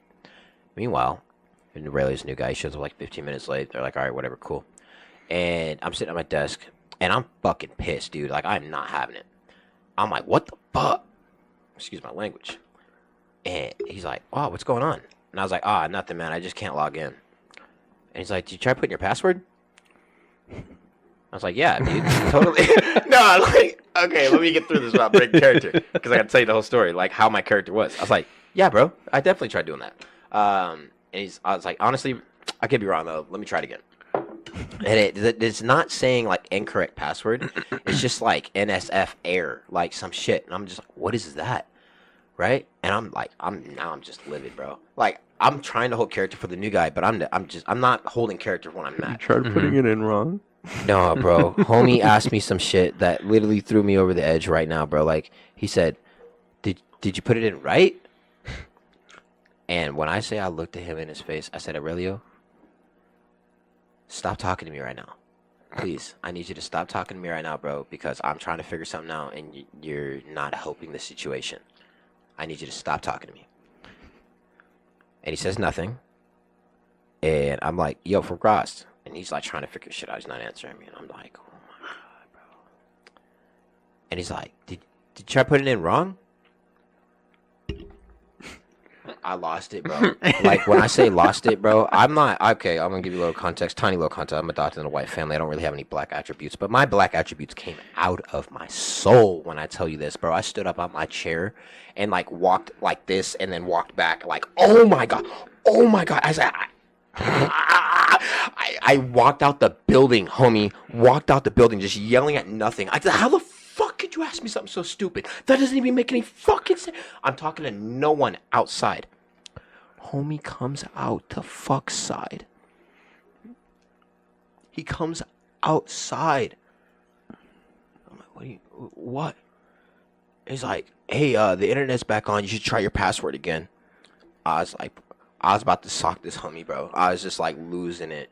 I was just losing it because why did you have this array of questions for me in the beginning? No, hold on. He's missing out the funniest one of all, What happened? bro. Like, The funniest one of all was when he's just like, wait, let me try. oh yeah. No. He's like, it's got to be user error, No, bro. yeah, bro. Oh my God, yeah. Because the computer doesn't make Bro, mistakes. yes, bro. No, that's when I walked out. I'm sorry to the viewers and everyone here. Bro, that's when I walked out. When I was mad as fuck, that's exactly what happened, bro. I was mad as fuck. And he's like, bro, you have to be doing it wrong. This nigga doesn't know my password. What? How can I be doing my own password wrong? He said it has to be user error. The computer's never wrong. Bro, that's when I honestly lost my shit and walked outside. Because that didn't make any fucking sense, bro. Right. Doesn't make any sense, bro. So, that's why I don't like Aurelio. Like, that was the number, bro. It was Understandable. Day two of your ass here, bro. And I can't stand this side of you. I can't. No, homie was a walking Teletubby, bro. Oblivious to everything. Everything, bro. Teletubby. Like it was so bad, bro, to the point like this is what used to piss me off about Frost. He's a great guy. As a human being, I like the guy. Yeah. He's cool. The issue that I have is that if he sees that somebody isn't doing or can't do their job as a salesman, naturally most people would be like, hey man, maybe this just isn't the job for you. Right? Maybe you're just not a salesman and it's okay, bro. But like, you know, this isn't working out. Homie would take it upon himself to the point that a couple people, exclusively Sergio and Aurelio, they would get an up. They would do the intro, show the car, test drive, come back in, credit app For us. go to the tower, don't see the customer until they're going into finance. Yeah. Like, bro, there was experiences that me and Ed experienced, bro. We'd be sitting outside because it would get to some bullshit standards where, like, the newest kids, these two, are getting fat deals. Fatty deals, right? It's only up of the day, right? And we're just like, I went to the bathroom, right? He's outside, right? So he gets it, right? And same shit, bro. Like, he's in there, whoop, whoop, whoop. Maybe an hour, 2 hours go by. We're still sitting outside in the baking sun. And he just pops up. We're like, what are you doing? Oh, no, nothing. Dude, you just had a customer. You just brought him inside. You're back outside already? Like, what about finance? Like, you're not going to get the car ready? He's like, oh, no, Frost got that. The manager got your job, bro? No, the one that pissed me off, bro, is this month. We had a slow start to the month.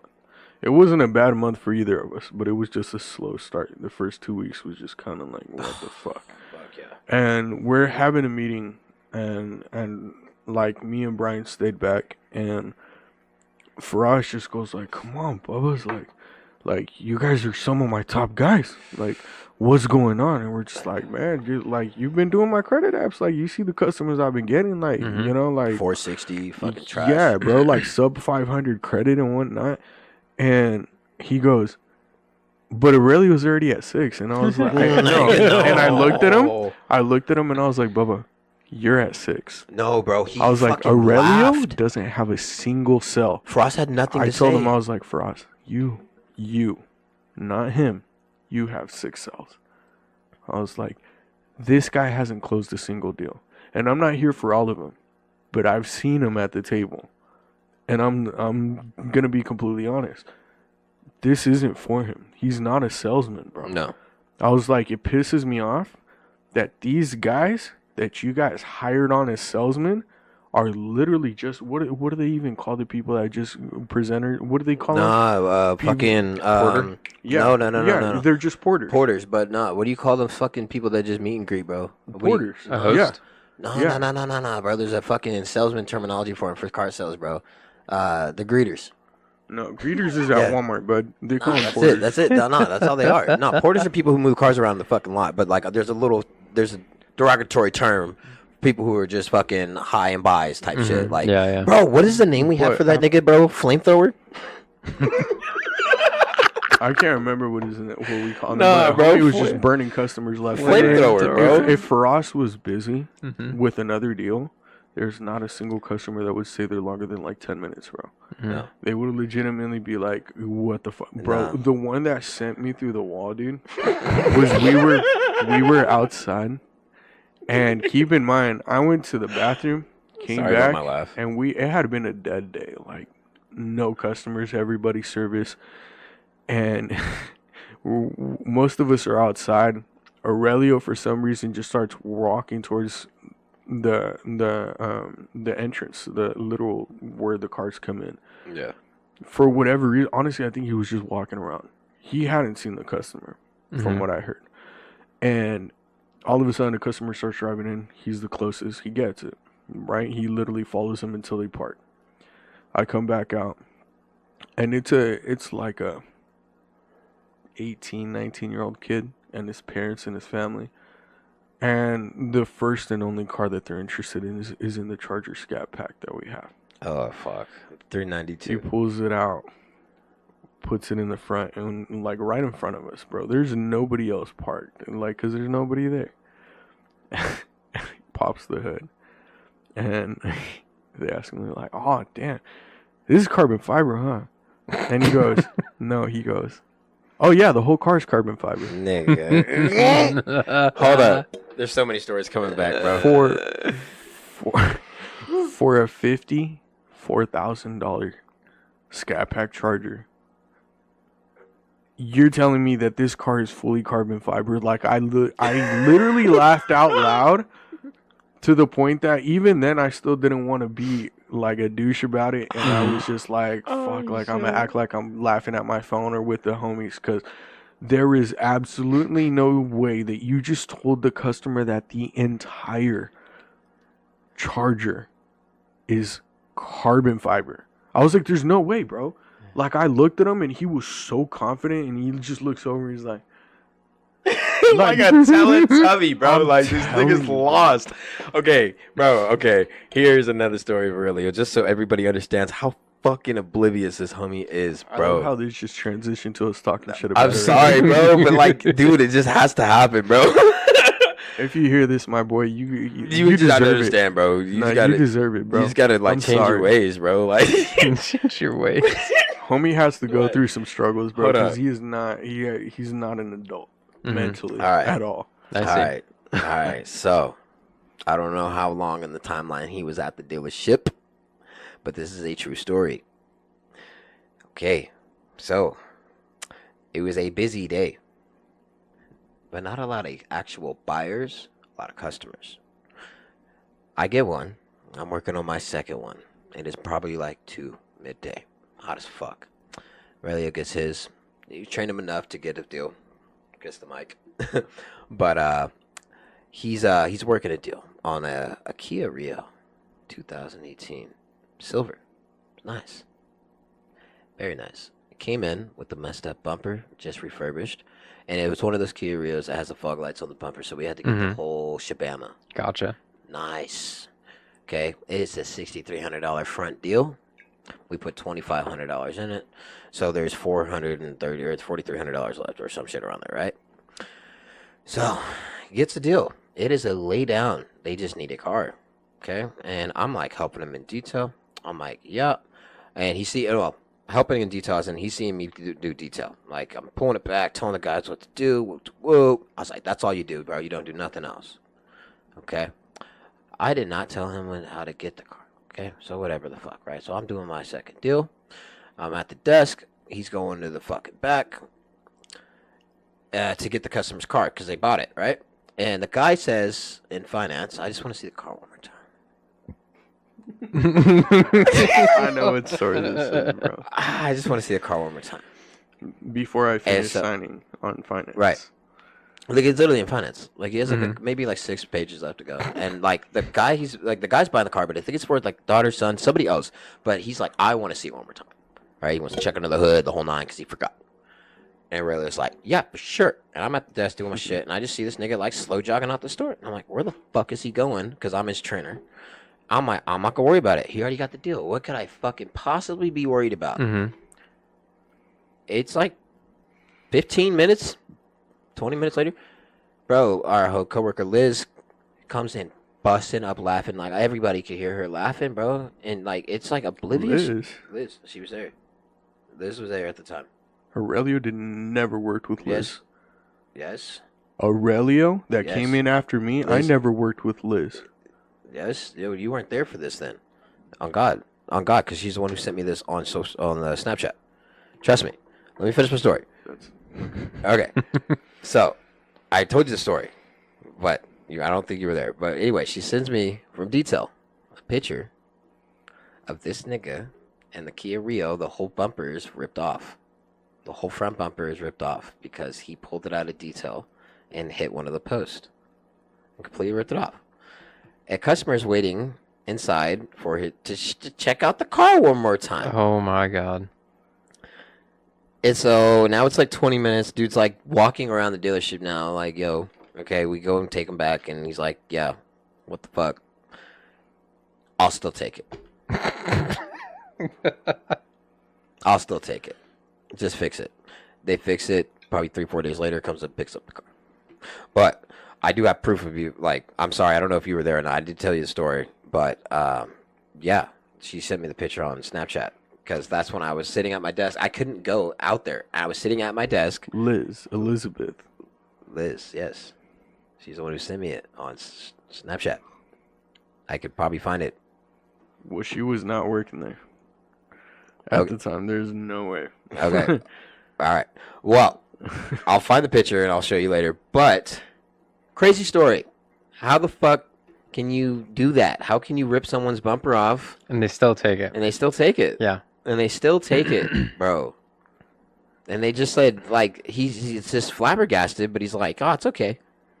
You just gonna fix it? Like, yeah, okay. Well, finish up the paperwork. I'd love to get him on here and just have him tell us the story. No, you don't want that.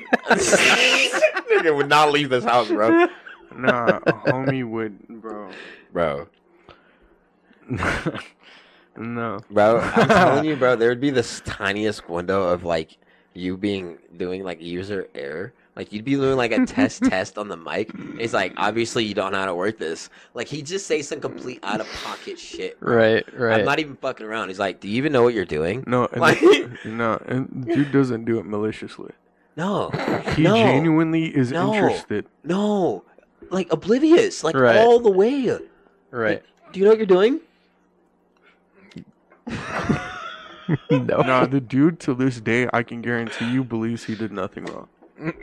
Alright. Should I tell him the story? Tell him the story of Sergio, No. the Jeep no. customer. Oh, the Jeep customer? Yeah. So I have a customer. We'll make this the last No, one. last We got one. to All right, I'll wrap make it up. quick. Long Yeah. story short, Sergio had a customer that came in and did not buy, didn't fuck with him, Hmm. and I don't know how long ago in the timeline it was, but they came back, helped them, and they wanted a Jeep. So I showed them the Jeep, did test drive, whoop whoop, showed them another Jeep, and they ended up picking one of them. Right, Mhm. I'm at the desk doing my thing. I'm like rolling through this deal. It is again like 10, maybe 11:30 in the a.m. I'm fucking flying.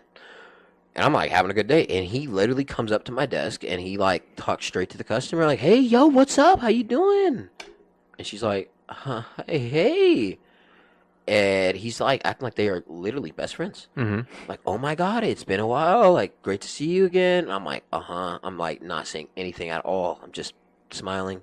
And he's like, yeah, well, now that you're here, you know, when we were talking last time, when we were talking last time, I was showing you some videos on my phone, it's my TikToks. I just want to show you some more. So pulls up a chair, sits down, starts showing TikToks.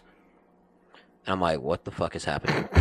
Like, literally, what is happening right now? Right. I'm losing my mind. She's like, looking for me for help. I'm kind of telling her, I'm like, I don't know what the hell's going on.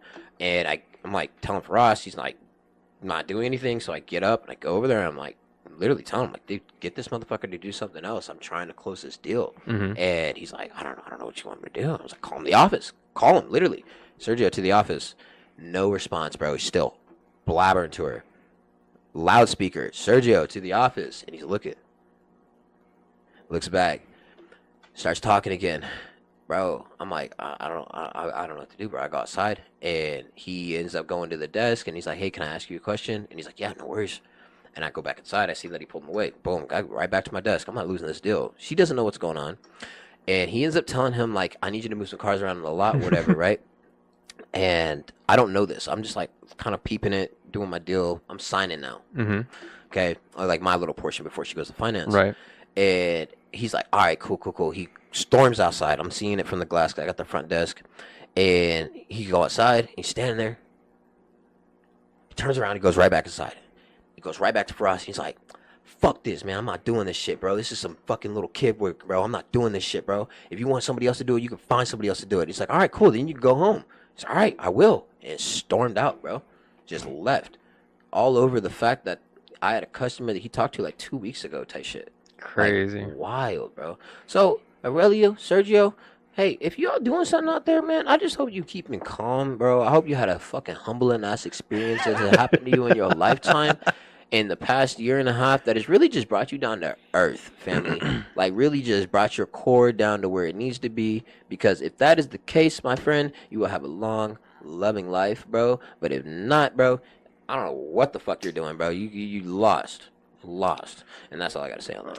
Hell yeah, that's a hell of a way to end it. Bro, to me, just Robert is my hero. I fucking love Robert, bro. He's my That's hero. that's a whole podcast in and of itself. We can definitely I will definitely have you guys back on, and we could definitely pick up Yes, some sir. stories and Yes, sir. And I get think the these things stories. going. I think stories is the next one, bro. I think Yeah. stories is where this is leading. yeah. Storytell. So Yeah. many different experiences we could share, Yeah. but appreciate everybody for tuning in. Thank you. I'm gonna have you guys back on soon for Yeah. sure. Within the next 5 episodes, I have to. For Hell sure. yeah. Let's do it. All right, guys. Well, I'll see you guys next time. All right. Late. Deuces.